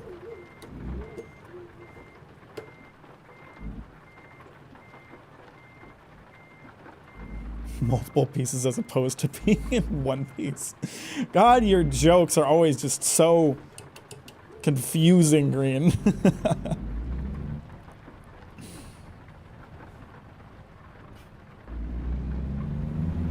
There's an old saying in you know, when it comes to women, the design of women in One Piece. They either look how Oda considers to be very hot, i.e. they look like Nami, or they look like a grotesque monster. There's not a lot of in between. Now, I kind of disagree with the sentiment that One Piece doesn't have variety in its character designs. There is a lot of variety, but when it comes to the hot female characters, there's not a lot of variety.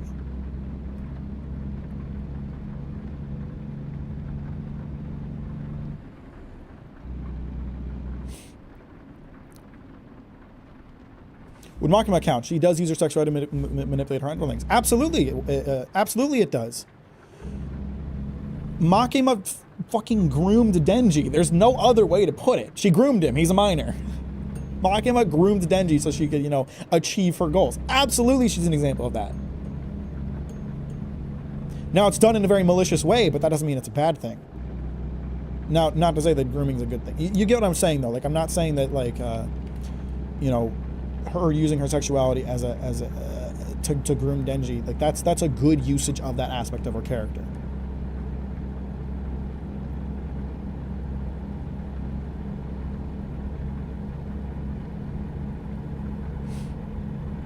Big Mom is what Oda thinks all women should look like.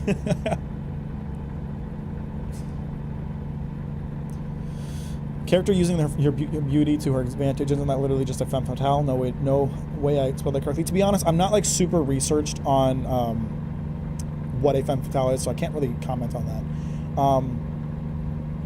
But to me, it's just like if you're going to have an attractive female character who isn't using her attractiveness to her advantage, if she's not using it as like part of her strength, then downplay that. Make a character who make a female character who has a phenomenal body but doesn't wear overly sexualized outfits, because that's not like part of their character design. You know what I mean? We're not saying that if you write an attractive female character, they have to use it to their advantage. We're not saying that. But what I am saying is if you have an attractive character who isn't using their physical attraction as like part of their strength, then don't overdo it. Don't make Mitsuri. Don't make Yoko. Have Yoko be an attractive female character, but don't also have her wear like nothing, and then get mad when people look at her funny.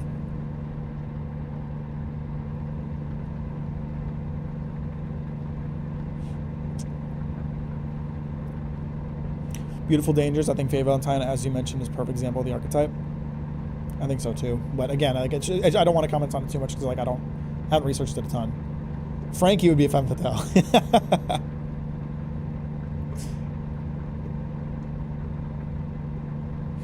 Does Misato count? Her sexuality is very much part of her personality, especially in her relationship with Kaji. That's a great question. I would say so, yeah. I would say so, because the thing about... Actually, I think Misato is a great example of what we're talking about, because it's not overdone with her. I think that show does a good job of showing her in a very sexualized light when she's intentionally being very sexualized, right? As part of the scene or whatever. But her outfit by itself is not super over sexualized.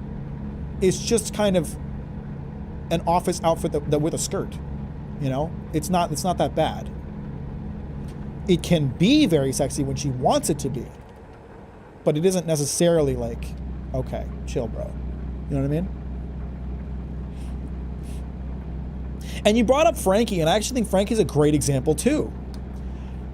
Frankie is a character who shows a ton of skin and is clearly very proud of that, even though he doesn't use it in a very sexual manner. Frankie's not trying to flirt with anybody. He's just personally yeah, motherfucker, I'm gonna wear a Speedo all the time. I want to be out there all the time. That's a great example of how to do a character who's very confident about their body and is okay with being seen, even if they're not using it sexually. You can write a character like that.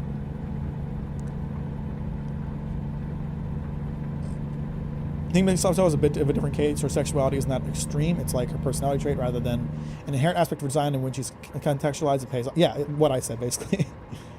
What about Nico Robin? She designs to be very attractive, but I feel her character doesn't really play into it, or could use it very understated way. She does. You're right that it's understated. but she does use it to her advantage. If you think about an arc like Wano, where she became like a very famous, what are they called? I forget what they're called. Fuck. Oiran is like the most popular version, but you know, she's like a female entertainer. Like she was using her physical attraction to get to the Shogun of Wano, to get access to information and stuff like that. So it's used. It's not used the way it is with like Nami, and you could definitely tone down her outfits in a lot of arcs. But it is used.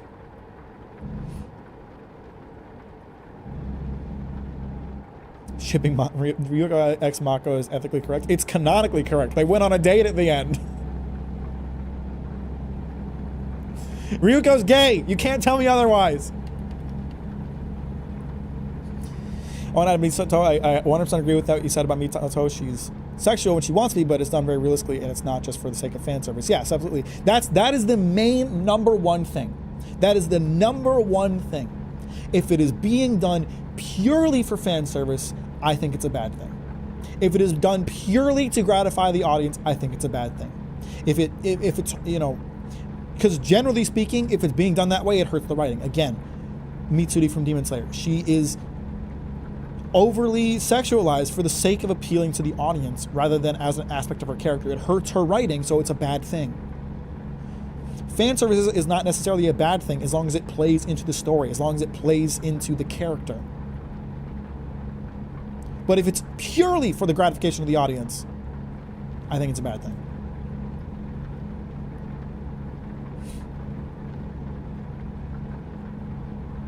And Tom, you guys are talking about Tamaki from Fire Force. Excellent example. Tamaki just loses clothes constantly for no fucking reason other than for the sake of the audience. And again, a character who's dressed very sexually, put in a lot of sexual scenarios, doesn't like being viewed that way. That hurts the writing. That hurts her character. It does nothing for the story. It is purely for the audience. It's a bad thing.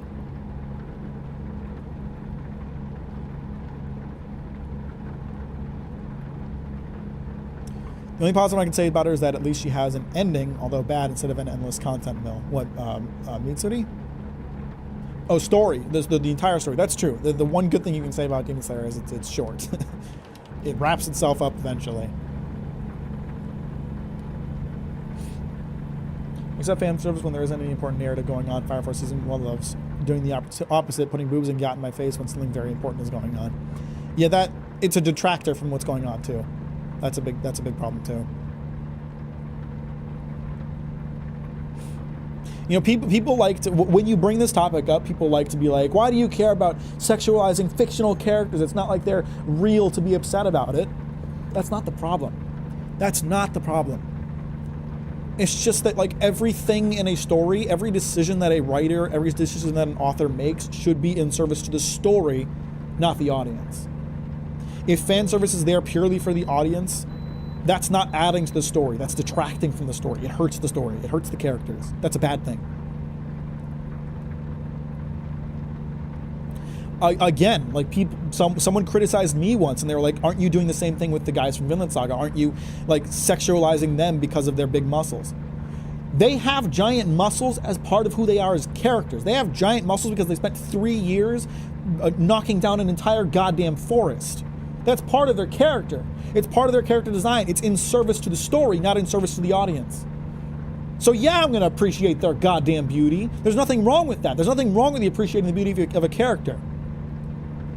But it has to be in service of something that isn't the audience.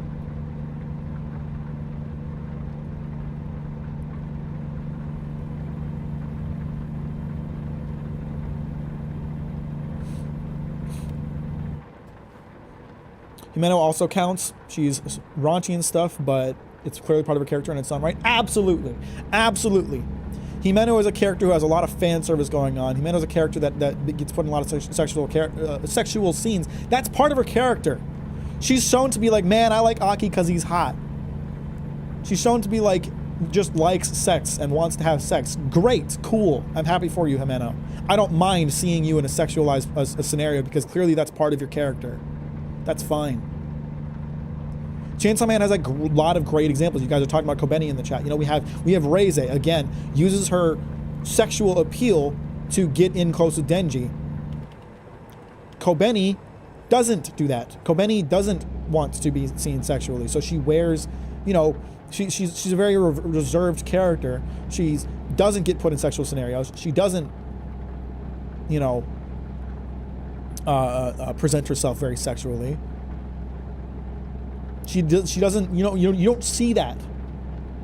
You don't see that aspect of her because it's not part of her character. It's not part of the story.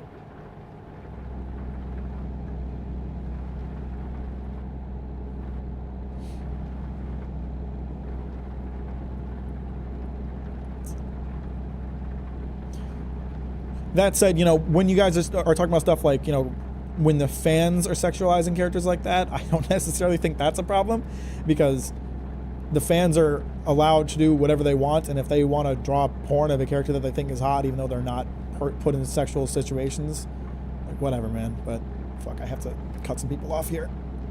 I am amazed I didn't get into an accident just now. I should have been looking out for that exit.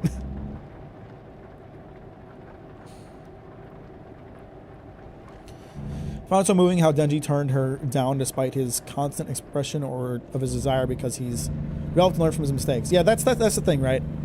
I talked about this before. I feel like season 1 kind of ended right before Chainsaw Man starts getting interesting, and that's one aspect of it. Like they didn't show as much of Denji's character development as I would have liked. But you know, people who watch Chainsaw Man and come away from it thinking that Denji is just a total incel are crazy. Crazy. Like, did you completely miss the scene with Himeno? Did you completely miss that? Are you insane? Captain Mack is a great example of fan service because it's incredibly sexy, but it doesn't come at the cost of the story.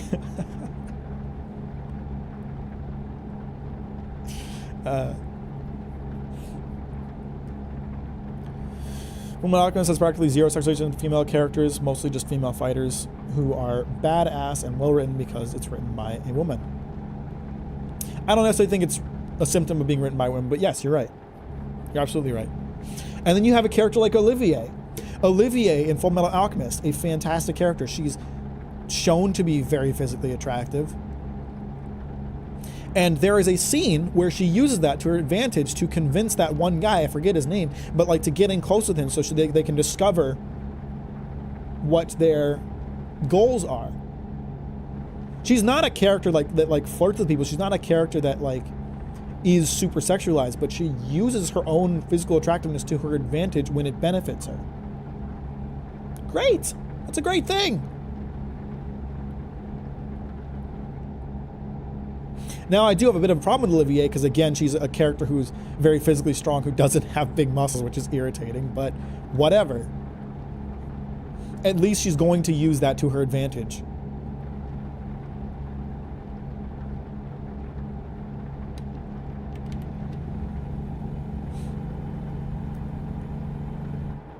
Man, I didn't expect this rant to go on so long. It was practically a free video, you guys. Chainsaw Man anime is unfortunate because right about the chapter, after the part anime covers, it gets like 200 times better. Exactly. Like, there's a subversion of it's needed, right? Chainsaw Man feels like a very bog standard shonen at first, and that's necessary for the story progression. But it's unfortunate that the first season ended before it gets to like the good stuff. But, you know, there are just people who are stupid who take the wrong messages away from that story. Are there any good harem anime where the main character is gay? I don't know. Maybe someone else knows. I do love some big muscles. I hope we get a Chainsaw Man Season 2. I'd love that. Are you leaving, Luffy? Appreciate you, brother. Have a good day. Thanks for stopping by. Where am I right now? I am in Colorado. We will be in Kansas before long. Nice. A lot of issues I have with media as someone that also does NSFW is the lack of intent on characters being sexual. Like the camera forces its way to close up regardless of characters' consent. Yeah. again, it's a situation like, is this scene benefiting from a close-up on the female character's tits, or is that for the fans? And if it's for the fans, then I think that's a bad thing, because it's not benefiting the story in any way. Camera placement, I say because there's no actual camera involved, but camera placement is very important in the telling of the story. And if we're just shoving it into a character's cleavage because the fans will like it, okay, you can skip me on that. Listen to Drive by Moa Moa. I'll have to check that out. Never heard of it. Galgali is the violence fiend. His name only gets brought up like once, so a lot of people don't know it, but he's the violence fiend. Still find it crazy our Mirror's video didn't get age restricted, if I remember correctly. It did at first. There's like 3 different versions of it on my hard drive. The version that actually got uploaded to YouTube is way more censored than the original version. So it took me a little bit to get that one uploaded, but I think because of how much work I put into not getting it demonetized or age restricted, it has managed to still not be to this day. That said, would not honestly be super shocked if it does get age restricted at some point, because the Chainsaw Man video got age restricted after like months of being up for with no problem, and I don't even think like the issues that video has are that bad. You know, I think it got demonetized because there are scenes of naked characters that it didn't censor, even though they don't show anything, even though it's self-censored, but I think that's why it got demonetized. So a video where I just directly talk about sex, even though I have it super censored, I wouldn't be surprised if YouTube was like pulled the plug on that for no fucking reason. One can hope it won't happen, but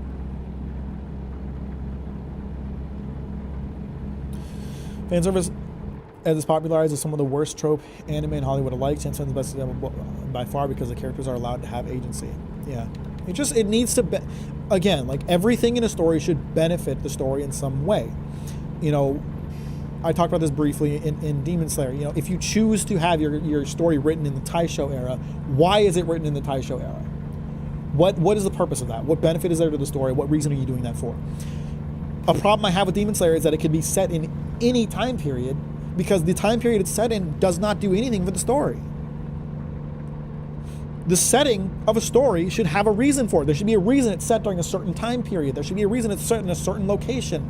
There should be a reason it's about certain themes, whatever. Like every decision that a writer or author makes should have a reason behind it. And if there is no reason, if it doesn't benefit the story somehow, cut it or change it.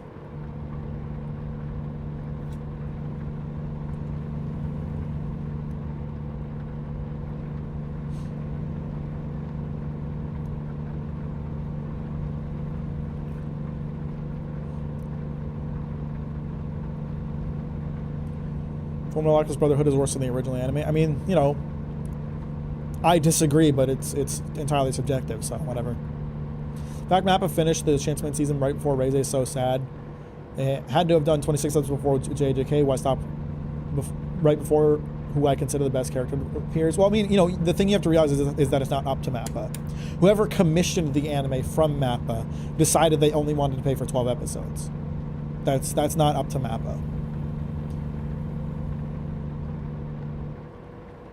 It's Shonen Jump, whoever owns Chainsaw Man, Viz Media, no, that's the English version, Shueisha, that's probably who it is, Shueisha. Shueisha is the one that commissioned only 12 episodes. That was their mistake, not Mappa's. Really like your approach to storytelling and analysis. Do you have any creative projects? As someone who does, your approach seems to come from experience. Actually, I don't. I get asked a lot if I am a writer or if I've done any writing. I actually haven't. I just spend a lot of time doing analysis. I appreciate that. I'm really glad to hear that you like my approach to it. I don't, if I were to do creative writing, it would be extremely amateur, I think.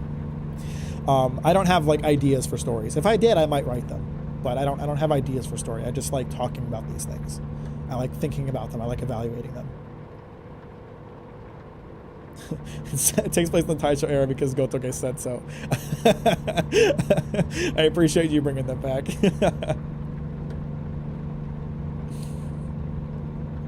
Mappa doesn't own Chainsaw Man.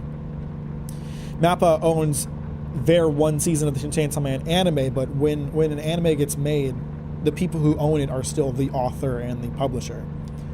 Oda and Shueisha own One Piece. Toei does not hold ownership over One Piece. They have ownership over the anime content they've made for One Piece, but they don't own One Piece.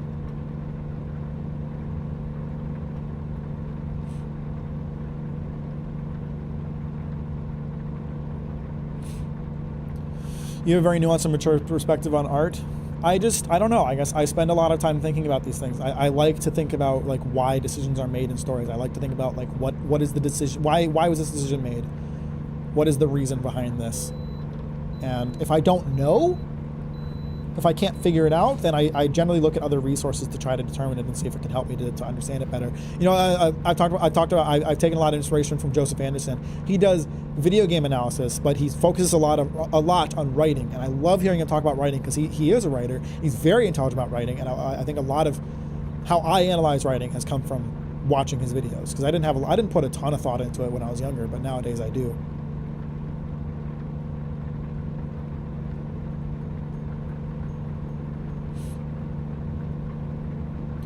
On your pinned comment on the Demon Slayer video, what was the thing you got wrong about the swords? So in the video, I said that there was no reason that the swords had to be made from a special, I said there was no reason that the special swords they use could kill demons when nothing else could. That was wrong. The swords they use are made from an ore that is baked in the sunlight, so it like absorbs the sun's powers, so it's more effective. It's a stupid reason, but I was wrong in saying that there is no reason.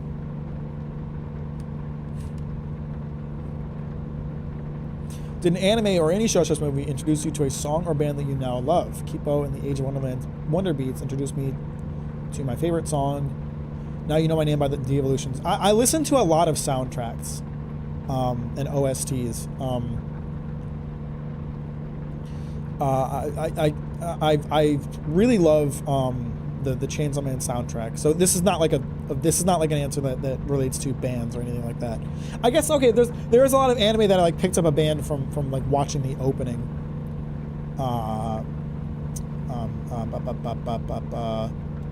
Do I have a good example? I don't know. I can't think of anything off the top of my head. But I listen to a lot of OSTs. I listen to a lot of soundtracks. There's a lot of anime soundtracks that I've listened to. So that volcano joke was actually true. Yeah, that's the funny thing. My joke explanation that was meant to sound stupid is actually really close to the actual explanation. It's a really funny thing. I'm glad that Baldur's Gate sweeped the Game Awards. I haven't played the game, but I've seen the praise for it. I've heard what people have to say about it, and I think it seems very well deserved. So I think it's cool that Baldur's Gate sweeped at the Game Awards.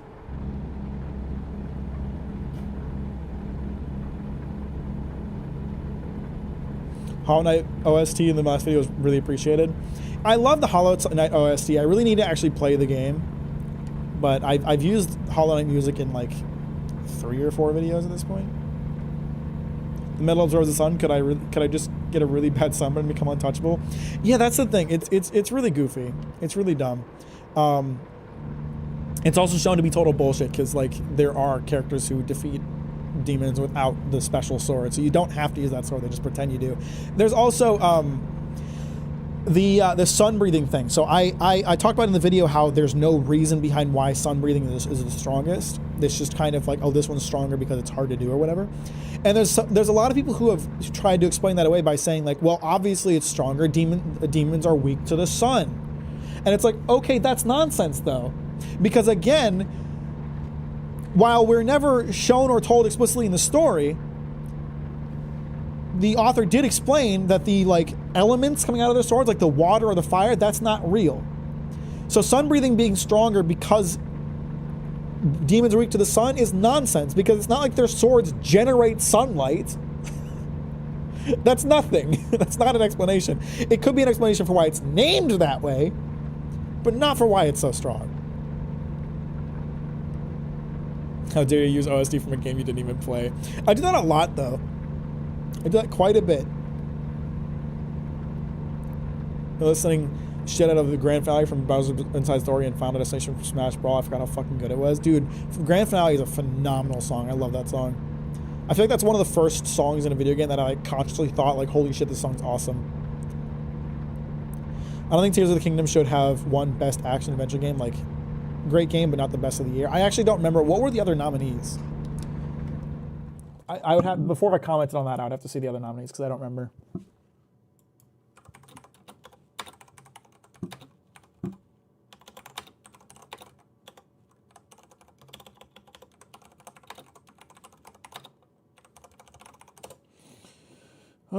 Action adventure nominees: Alan Wake 2, Marvel Spider-Man 2, Resident Evil, Star Wars Jedi Survivor. I haven't played any of these games, but I actually think Tears of the Kingdom is a solid pick on that because we're talking action adventure. And Tears of the Kingdom and Breath of the Wild, Tears of the Kingdom by extension because I haven't finished Tears of the Kingdom. Sorry, Tears of the Kingdom by extension because I haven't finished it. I'm basing it off my experience with Breath of the Wild, but they do sell that adventure part really well. It probably doesn't do action as well as any of these games, but from an adventure perspective, from like the feeling of going on an adventure, I think those games do nail that experience. So that feels earned to me.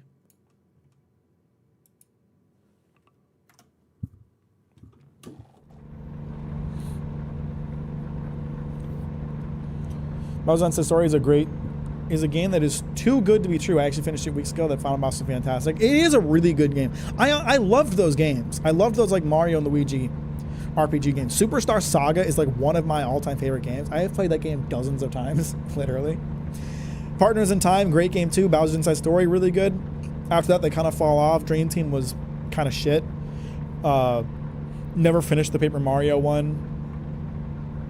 I forget. I think there was one more after that. But then they started remaking them. And like, okay, the Superstar Saga remake was a great remake that was like valid, and I loved it.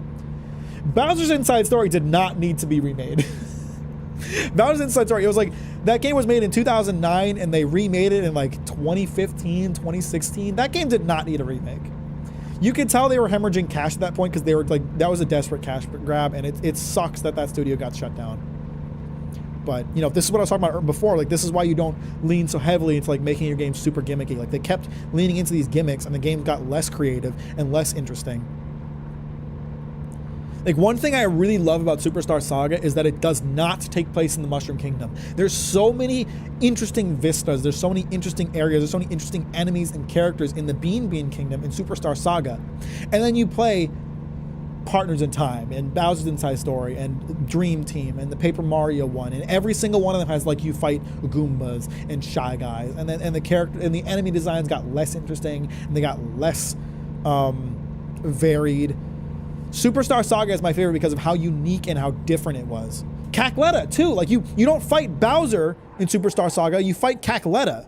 Every other game, like okay, Partners in Time you fight the aliens, but every other game you fight some variation of Bowser. Bowser fought himself in Bowser's Inside Story. He fought like the dark Bowser made by Fawful. And Paper Mario one, that was Bowser. And Dream Team, that was Bowser. They're all Bowser. Superstar Saga was not Bowser, that was Cackletta. And Cackletta, that was a scary motherfucker.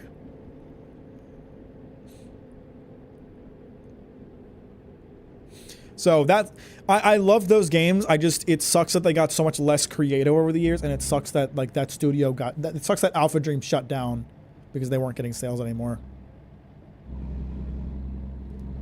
Your brother sent me here. I'm just saying hi. Hey, what's up, Bounty Reaper? Which brother? Thanks for stopping by. Hayes? Oh, I'm at my destination and we're in Kansas, boys! Made it to Kansas!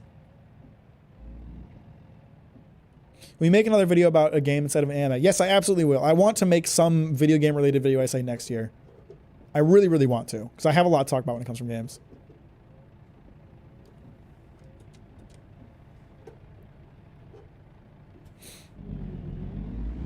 Might be a bit personal and it's something that really important to me, so please answer honestly. Do you type quotation, text, quotation, or quotation, quotation, move back, text? I type quotation, text, quotation. I think I'm trying to understand what you're saying. I do quotation, text, quotation.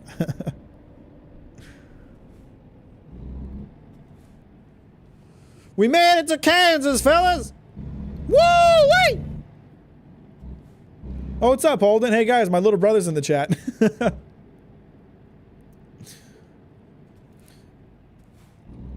How you doing? Welcome to the stream. By the way, guys, if you haven't liked the stream, get in there and do that. Kansas mentioned. You know what's really funny? There's a ton of comments on the new adaptation video where people are like, Land of the Lustrous talked about. That's why I clicked. Land of the Lustrous fans are so desperate for any content about Land of the Lustrous. This looks really pretty, by the way, with the brick road. That they just get hyped to see anybody talking about it. Whoa, that's really pretty too. Look at that building. Yo, shout out to the American Truck Sim devs. Kansas is looking lit.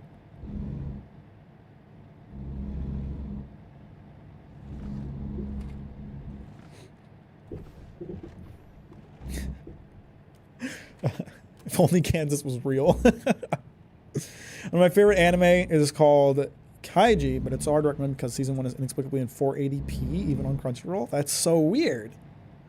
I have heard of that one. I don't know anything about it, but I've heard of that one, but that's so weird.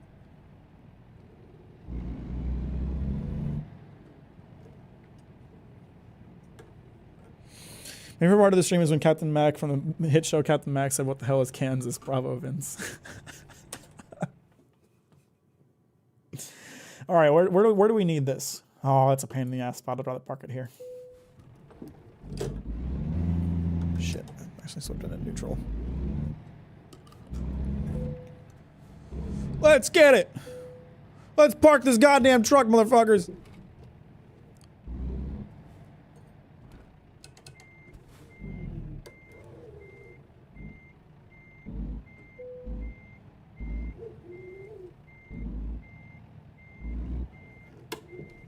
I kind of fucked this up. Hang on.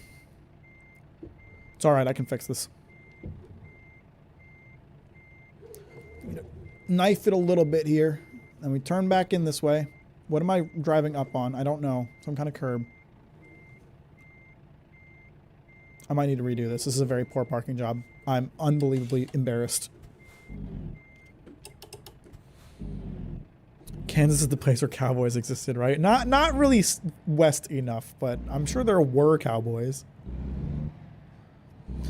Clothing, Kilka. Nothing bad. Is that Morgan? Morgan, did you change your name on YouTube again? Did you remove the Yasuhara?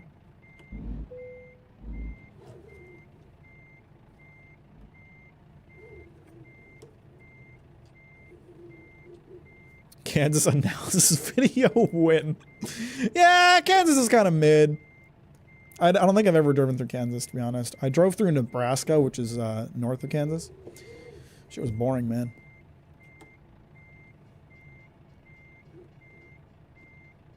I imagine Kansas is roughly similar. You know what's really funny? When they started announcing like these Midwestern DLC for American Truck Sim, there was a bunch of people in like the comments of their announcements like talking about how like Oklahoma's boring as shit. What are you gonna do in Oklahoma? They're like, American Truck Sim fell off. Why are you doing an Oklahoma DLC?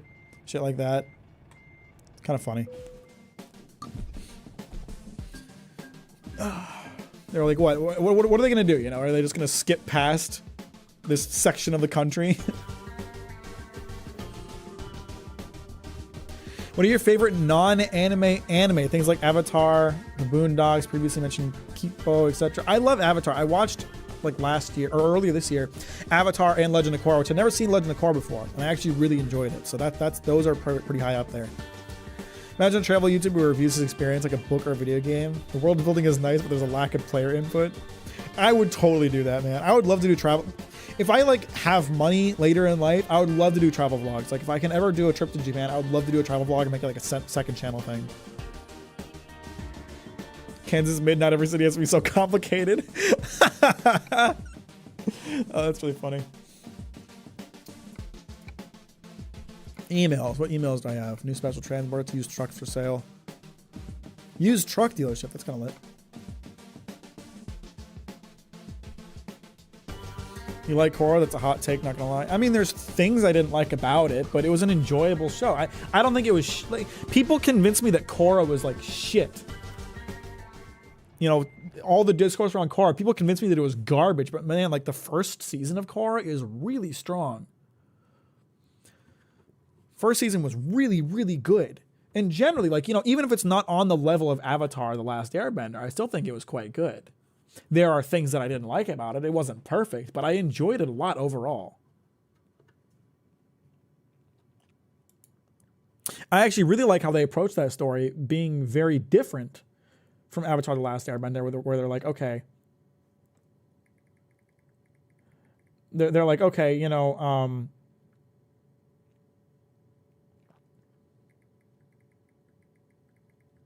they're like, you know, Aang existed in a world where they needed an avatar, where he had such an important role, where there were so many expectations mounted on him, and a lot of his character development revolved around how he handled that.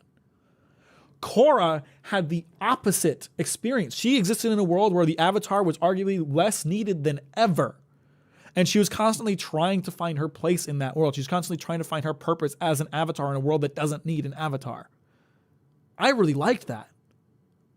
Yeah, The Legend of the First Avatar, that was super interesting too. That was a great episode. There was a lot of really good stuff in Korra. Loser. Thanks. All right. Let's try to do one more job before I leave for the day. I've been asking Mack if he's seen Fair, but he doesn't notice it. Help me out of it here. No, I have not seen it. Did you watch Pandora Hearts? It's a huge story of mine, and I do think it's quite a unique read. I've never heard of that, actually. Not quick job. That's the wrong one. What's nearby that I can do quickly? What's in Haze? I'd like something that takes me to like Kansas City, ideally. Something that takes me a little bit further into Kansas so I can see more of it. This one's kind of, that one could do.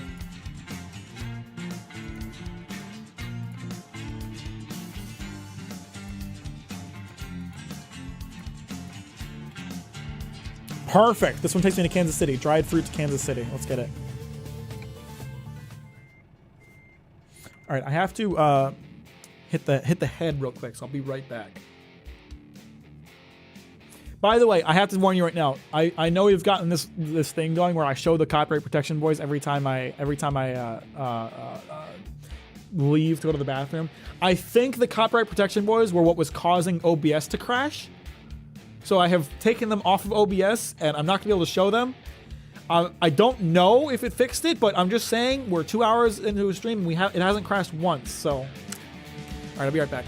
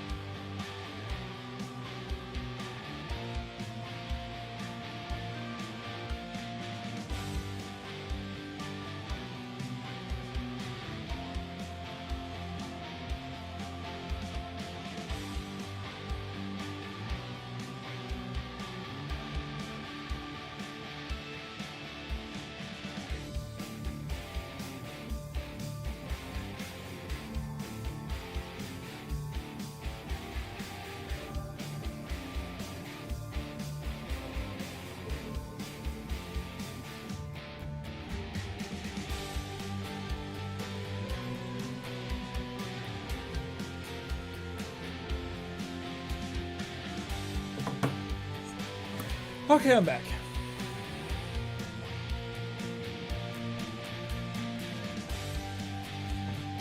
Folks' favorite Yugoslavia.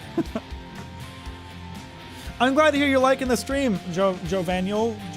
I'm sorry, I know you told me I had to pronounce it correctly earlier, and I seem to have forgotten how to do it. Jovenil. I don't know. It's been my first stream and it was a great experience so that you find a chat that's chill. I have a great chat. My community is awesome. You guys are legend, especially since you always like the streams. You guys are amazing. Super quick, did you even wash your hands? Yes, I did. It wasn't that quick. Now you gotta dance. Hi, Melissa. Shit, let's not back into...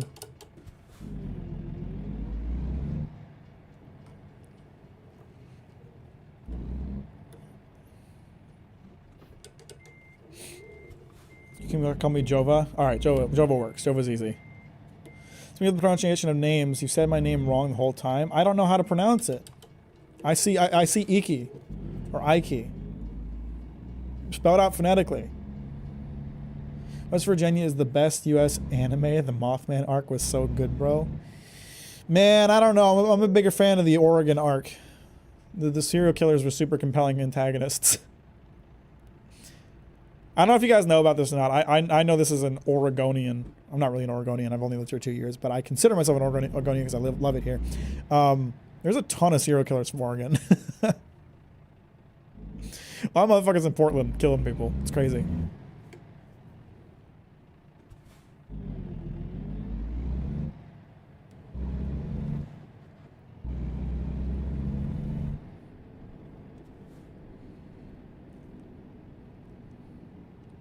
Love and respect to everyone in this community, including Mac. I try to foster that. You know, it's people view me as an elitist who puts down other people's interests, but you know, I never ever when I make my videos insult the people who enjoy the things that they watch. And I try to avoid doing that. You know, it's never about the people. It's always about the content, and that's what I want from the people who are in my community too. I don't ever want to see people putting down Demon Slayer fans or making fun of people who love the One Piece anime. I just want people to be critical of things that they watch. Do you like Vinland Saga? Why do you like Vinland Saga? I do like Vinland Saga, and I would love to get into why I like Vinland Saga, but I already have a 3-hour-long video about that, and I don't really want to rehash it. So if you want to know, you can watch that video.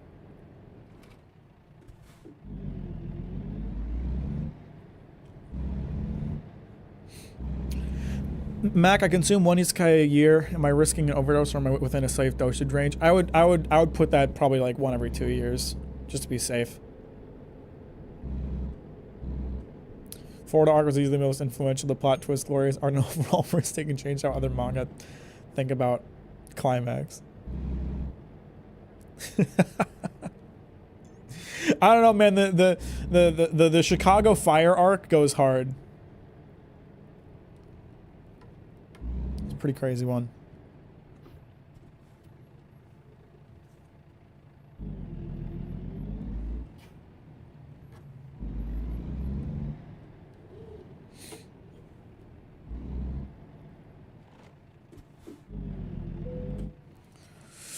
All right, what was I picking up here? I forgot. It should auto-select the one I was heading for.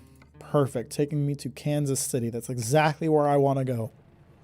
Excellent. Banger video, by the way. Thank you. I'm extremely proud of that one. It's one of my personal favorites.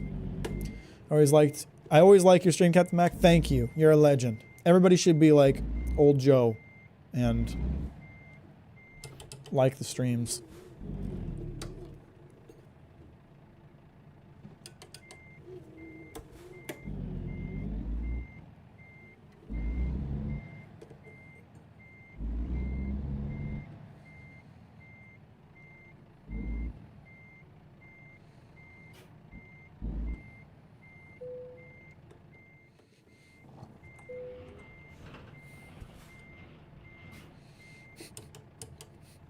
The whole British Empire arc gets too much hate. It wasn't that bad canon. Come on. I just thought it was kind of boring.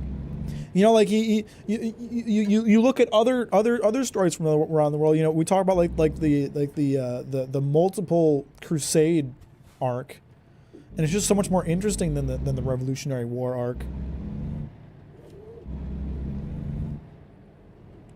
You know, the Roman Empire arc was way more interesting than the British Empire arc.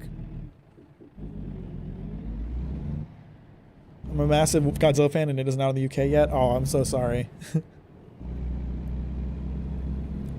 That sucks, man. Yeah, I can't wait to go see Godzilla -1. The trailers look lit.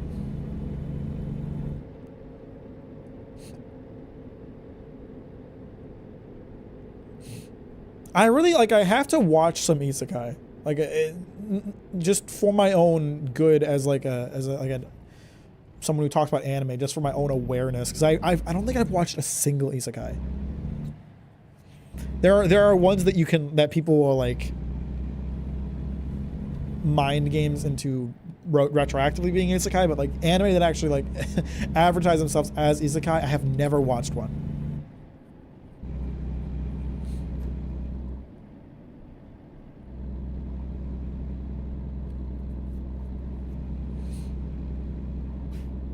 I love Godzilla, man. It's a big part of my childhood. I did not sleep or get gas before this job, and I definitely should have. So I have 5 hours to drive. How long is the job going to take? Or how much time do I have on the job? 20 hours. Okay, so I have time to sleep and get gas. We're all right. Just got to make sure that I do that before long. It's a good problem to have. I agree. I'm really not interested in them. The only reason I want to watch at least a couple is purely to flesh out my anime knowledge, but it's really not a format that's particularly interesting to me.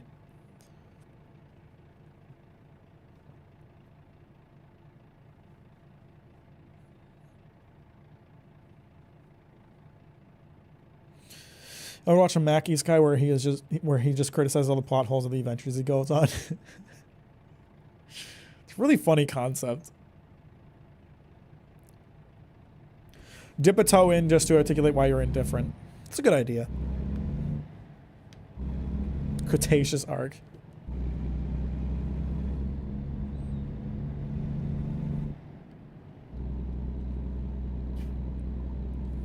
I don't know. Shout out to the people that watch them because they're trashy and they're I just like it because it's funny how bad it is. Sometimes watching an anime because it's bad and it drives you crazy is enjoyable. You know, that's how I felt about Nisekoi when I made that video. I had a lot of fun making that video, and because it is genuinely funny to me how shit that story is. But then you have something like Demon Slayer where it's just it's bad. It's so bad it's not even enjoyable. It's so bland. It's so flavorless.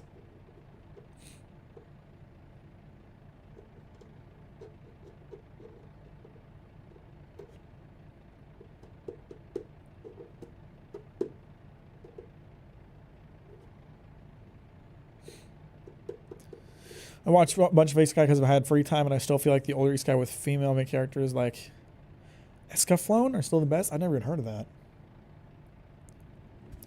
I used to watch them because they were bad, but they have become so mind-numbingly boring. They're all bad in the same way, which makes them less interesting.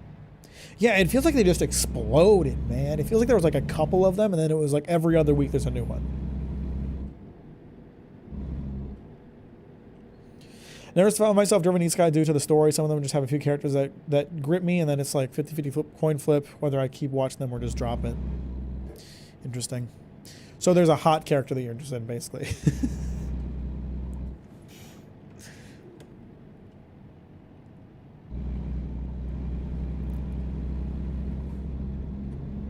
Isekai are kind of just formulaic by nature. I feel like, it's an entire genre that is built around the reincarnation into another world. That is, it's formulaic by definition practically.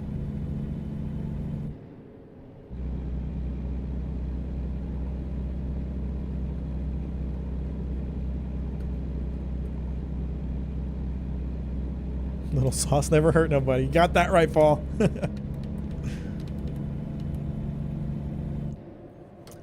Was SAO the wave that broke the isekai dam, even though technically SAO is not an isekai? I think you could probably define it as an isekai depending on certain definitions. I don't know. That's a good question.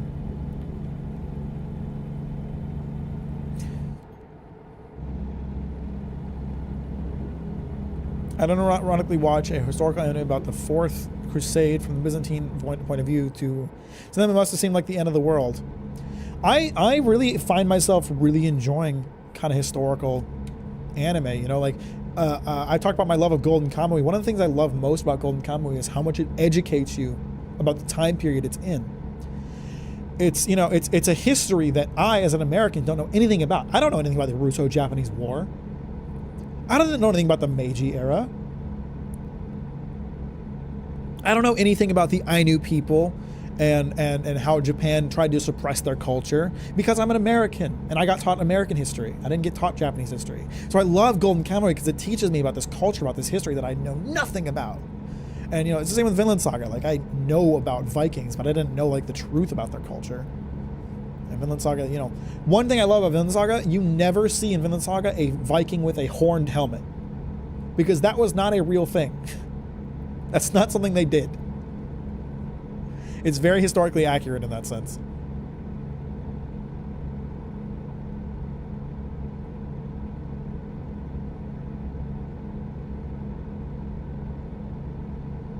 It's a shame because there are fun ideas you could pull off with the isekai format, but I only see the same copy pasta and silliness over and over. Yeah, that's the thing. Like, we never want to say, like, isekai are bad by nature. It's just that generally they attract, like, a very lazy writing style. Which sucks. It always sucks to see that.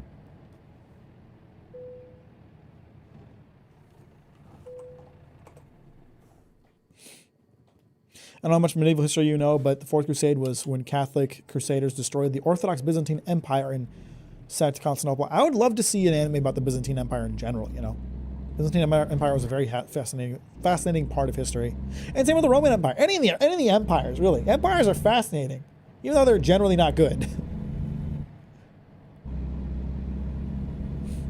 Yeah, the best part about isekais is laughing at their funny titles.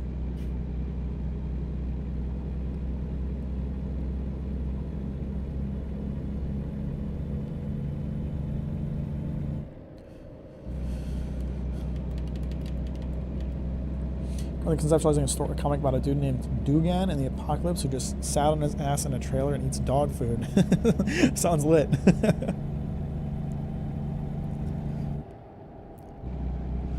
Aura Battler Dunmine is the first anime isekai made by the creator of Gundam. Really? Never heard of it. I can go a little longer without gas. I'll try to find one that's a little less off the road.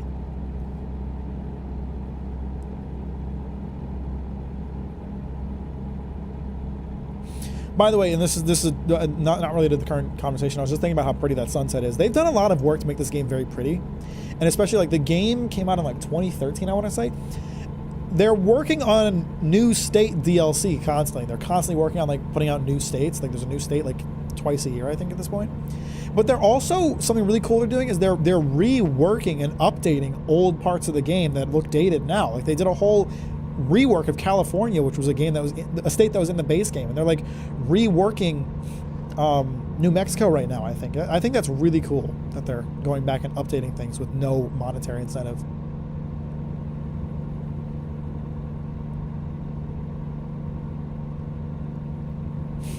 Honestly, Cyberpunk 2077 winning ongoing game award at the Game Awards, kind of disappointing, because as I talked about with the whole, like, labor of love thing, what they were doing was kind of, you know, fixing a mistake. They had an obligation to fix that to their customers, realistically speaking. I don't really feel like that's a very good candidate for ongoing game. I don't really think it should have won that. But something like American Truck Sim, it is actively updating years after release to, like, you know, improve things and update things. You know, that's a good ongoing game. All right, the highway. This might be a problem. I have to get off here, which is gonna get me onto this road. It's going to try to, wow, that's a big detour possibly.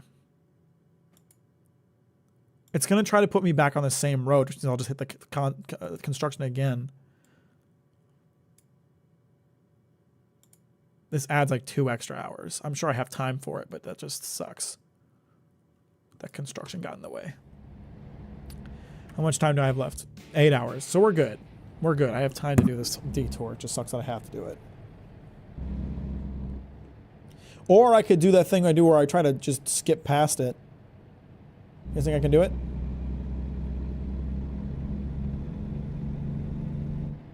Because if this works, then it saves me a lot of time.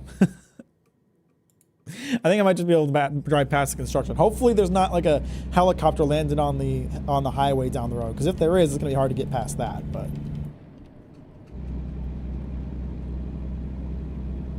I don't even like Fortnite, but it makes no sense that Cyberpunk won that award. Yes, Fortnite was a great contender. Like, say what you will about Fortnite. They've fucking updated the shit out of that game over the years. They've done a lot with it. Okay, it appears there's some kind of truck accident. We're going to try to skirt around it. The guardrails are going to make it difficult, but do our best. Not a problem. Deep Rock Galactic, also a fantastic example of a game that's, you know, had a lot of ongoing development. Cyberpunk, I think that was one of the only awards that I like didn't jive with. I didn't think Cyberpunk really deserved that award. Again, like we should give credit to them for fixing the game instead of just like letting it be shit. But in No Man's Sky should have been, you know, No Man's Sky had the same thing as Cyberpunk. Like, they fixed a broken, shitty experience. And I don't want to like commend them for that, because they were, you know, taking care of an obligation again. But dude, they've added so much to that game since then. They've gone above and beyond what they needed to do to get it to the state that it should have been in. I don't even like No Man's Sky that much, but that is an ongoing game. People are begging No Man's Sky to start charging for their updates because they want to give them more money now. That's a game that deserves an ongoing game award. Cyberpunk, don't know about that.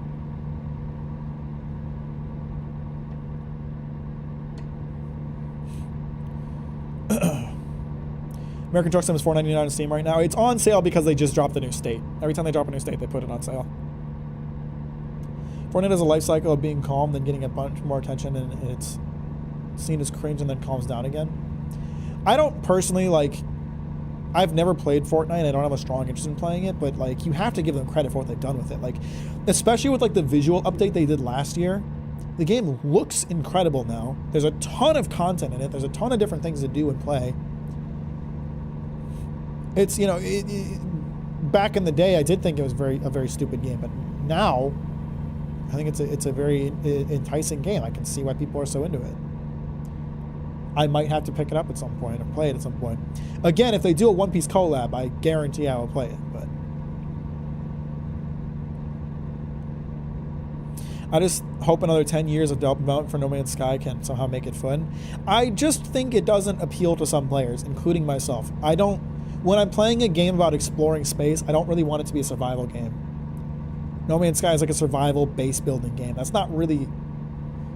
Generally, A, it's hard to pull that off in general, but B, it's not what I'm looking for in like a space game experience.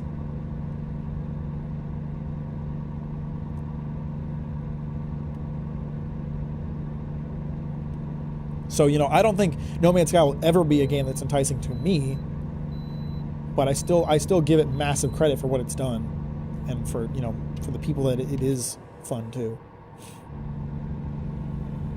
Should play GTFO? Why? I don't even know anything about that game. Need more games like American Truck Sim that aren't constant over-the-top mayhem. I mean, there are plenty of casual game experiences. I love this game. It's like one of my favorite stream games because it's like one step removed from a just chatting stream. It's nice, like, mindless gameplay for me to play while I talk to you guys.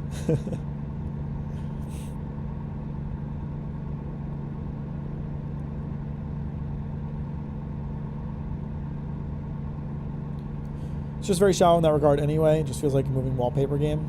I adore No Man's Sky because it lets me explore the stars with my friends, but I understand why it's not your thing.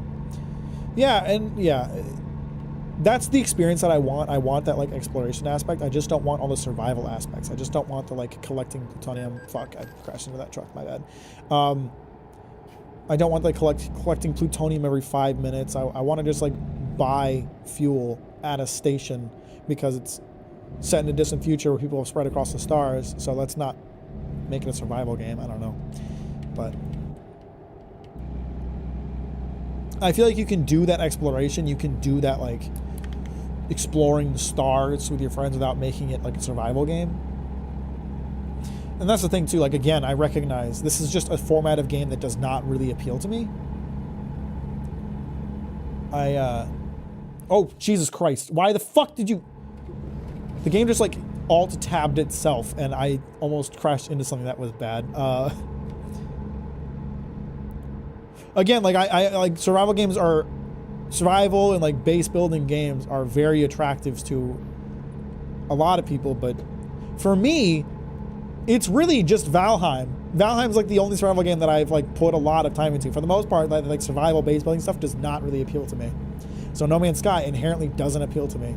I want the exploration, I want the like exploring the stars thing, I just don't want the survival and base building stuff.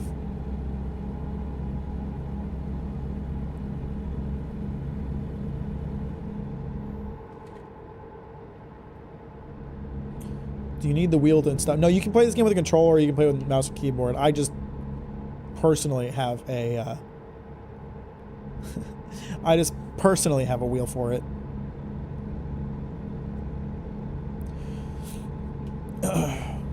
GTFO is a 4-person co-op horror survival shooter, lots of stealth and strategy mixed in. There's a free trial going on for it right now. Sounds like it could be enjoyable. Maybe a 24-hour stream game. I have not played Subnautica. I do want to. There is a sort of creative mode in No Man's Sky these days where you can just sort of explore without having to worry about the base building and all that. Yes, I do know that, and I have played it, but when you play the creative aspect of it, there's not a lot of anything else to make it engaging. You know, like the game needs some goal for the player to work towards besides just exploring, and the creative mode doesn't really have that, I don't feel like.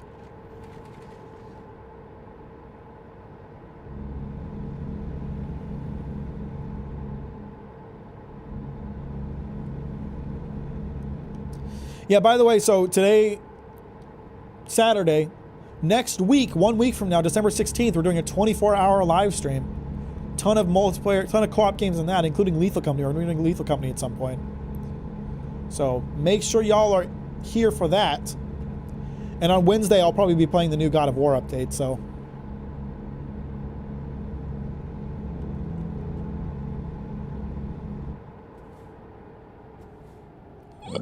excuse me.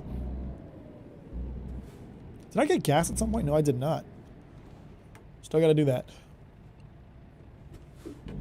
Why did you stop? There's no reason to stop. Thank you, though. I don't know if I can make it. It's my brother's birthday. It's only your brother's birthday for part of the day. We're gonna be streaming for 24 hours.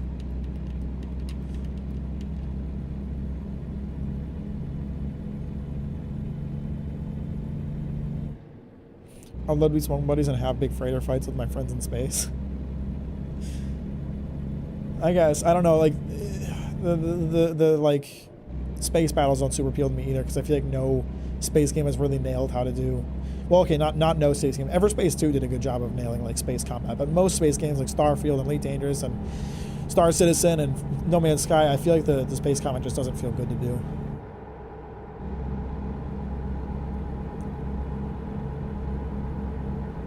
The company is a great multiplayer horror game. Not gonna lie, the game genuinely has great enemy characters. I've heard a lot of good things about it. I'm looking forward to playing it.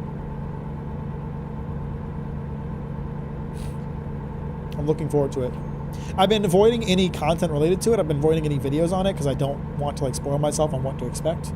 But I'm looking forward to it.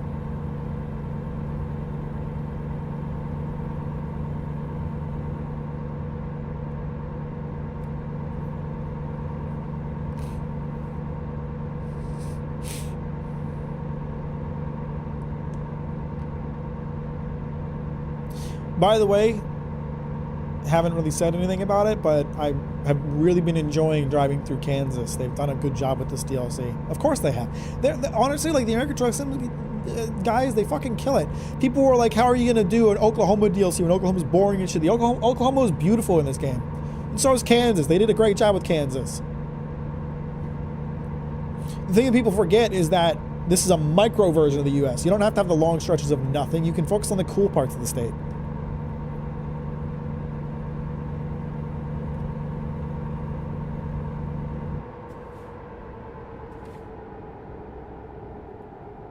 They've been updating the space combat a lot. Now your freighter can serve more of a purpose with fighting in battle as well as having huge battles with pirate freighters. I mean, I might have to revisit it. It's one of those games that like I want to give more attention to because A, I love space games. I love space. I want to play space games, and B, I do really appreciate the work they put into it. So maybe I need to revisit it. But every time I've tried to play it, I just have not. It just has not been that interesting to me.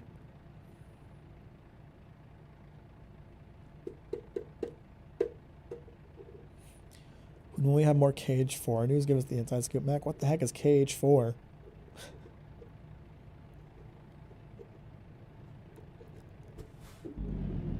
Would you watch an H.P. Lovecraft story adapted into a movie? I mean, probably. I don't know. It was done well. I don't know that much about Lovecraft's work. I know he did Cthulhu.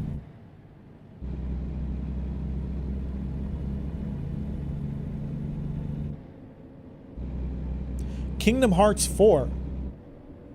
That is a game I have no interest in. I've never played a Kingdom Hearts game, and I don't think I would like them. Imagine a truck sim that has a 2-scale US to drive through. That would be a slog to play, though.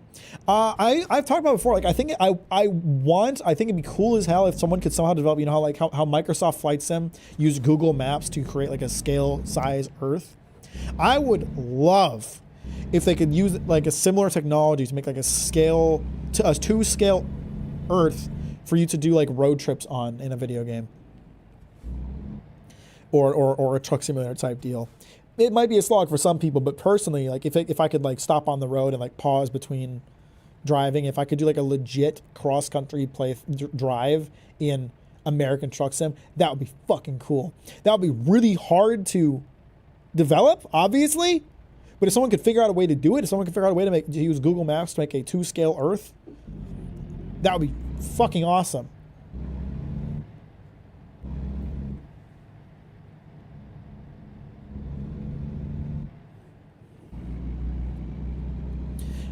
I would really love to see an analysis from you on Kingdom Hearts story because it's real mess. Though suffering through the torture for many might be worth it. Could be really funny.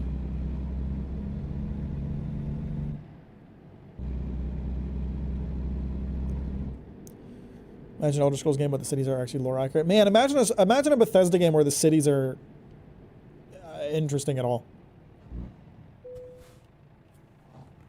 What is a security check? What are they checking for? I don't have any weed in my van, I promise.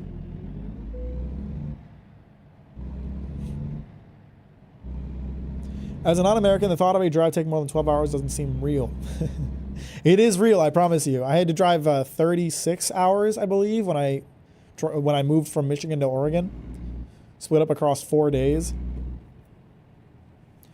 Hey, Cub Square, how you doing? Welcome to the stream. Thanks for liking it on your way, and I appreciate that. Where do you want this sucker? I can do that.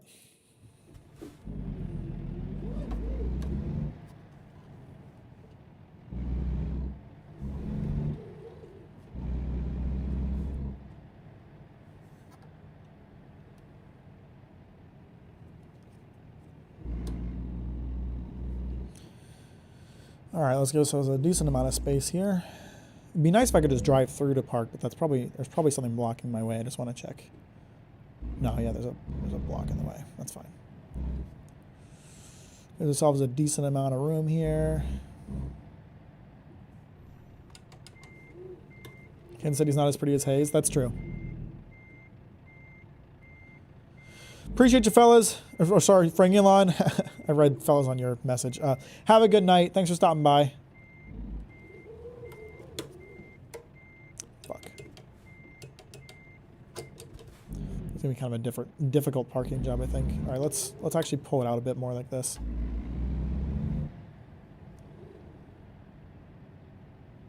Imagine Bethesda's game where the cities are actually interesting. We heard of Fallout New Vegas. Yes, I know it's by Obsidian, but Bethesda published it. I mean, that's fair. But like, the thing about Bethesda, even something like New Vegas, like even though the stories and characters happening in New Vegas are interesting, New Vegas doesn't feel like a very realistic city. I talked about it before, like one of the things I really like about Night City and Cyberpunk is how chaotic that city is, and I don't mean necessarily in terms of like the citizenship, but also like in terms of the design. I feel like video game cities tend to have this like video gamey element to it where they feel like they were designed by a designer, when in reality cities tend to be a bit chaotic. They tend to be a bit weird. They tend to be set up really, really awkwardly. And that's kind of how I feel about New Vegas. Like, everything feels very purposeful in the way it was built rather than being built up over time by a community. I need to come from the other direction. It'll be much easier for me to see what I'm doing. I am caught up with Chainsaw Man. I don't really want to talk in depth about it because there are people who are anime onlys, but I like part 2 quite a bit. Successfully made me enjoy watching a hairy man driving a truck for 2 hours. I'm glad to hear that, Paul. Glad you're having a good time.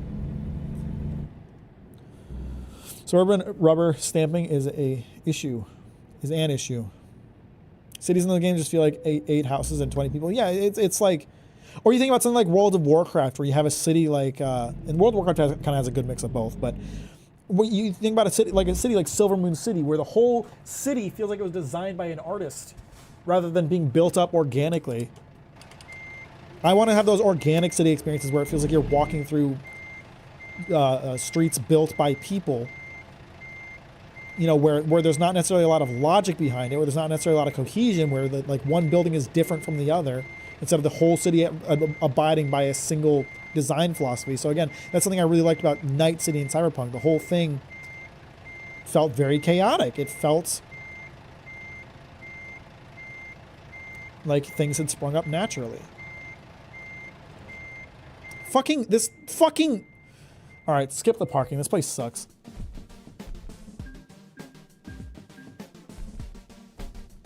I get you, man, but I still didn't like Night City. Maybe I like the idea of it more than what I got. Well, it's subjective, so. All right. That's what we're going to call it for today, so I can go get lunch with my friends.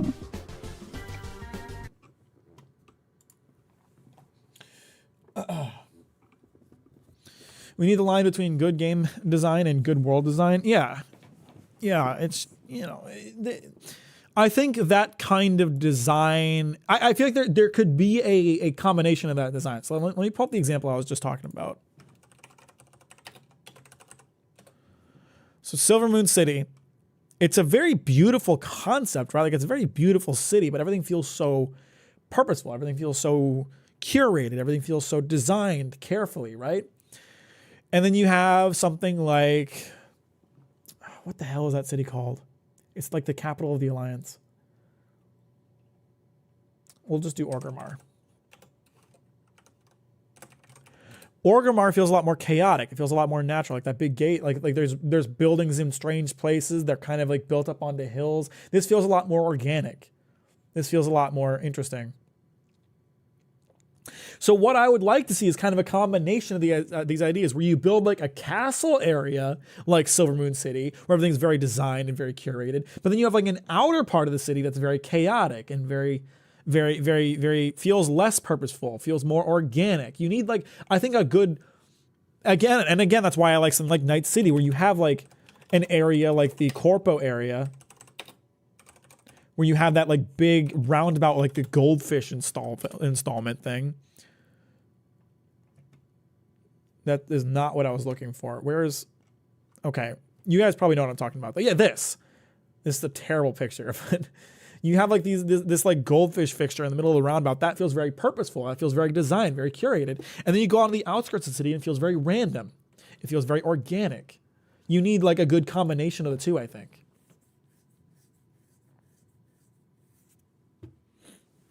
Is Bethesda trying to get people to pay for mods again? This is not the first time they've done this. They keep trying to do it, and everybody says fuck them for it. You get a bite to eat too. Honestly, I'll call it there. Ciao. Yeah, thanks for stopping by, everybody. I appreciate you. Sorry I'm leaving as soon as you joined, Isaac. And someone else just joined, and I already forgot the name. I'm so sorry. I think Cub Square is the one that just joined. Nice seeing the game locations in the anime. That was fun. That was really cool. Yeah, there's no like one size fits all. right?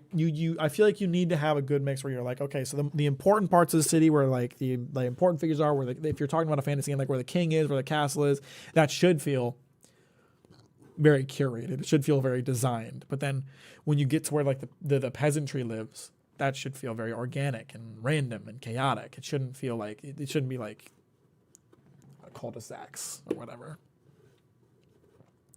All right, appreciate you, everybody. Thanks for stopping by. I'll catch you on Wednesday for likely the God of War update, and then Saturday for the 24-hour live stream. I hope I'll see you then. Appreciate you. Have a good day. Thanks for stopping by, and thanks for liking the stream. Talk to you later. Bye-bye.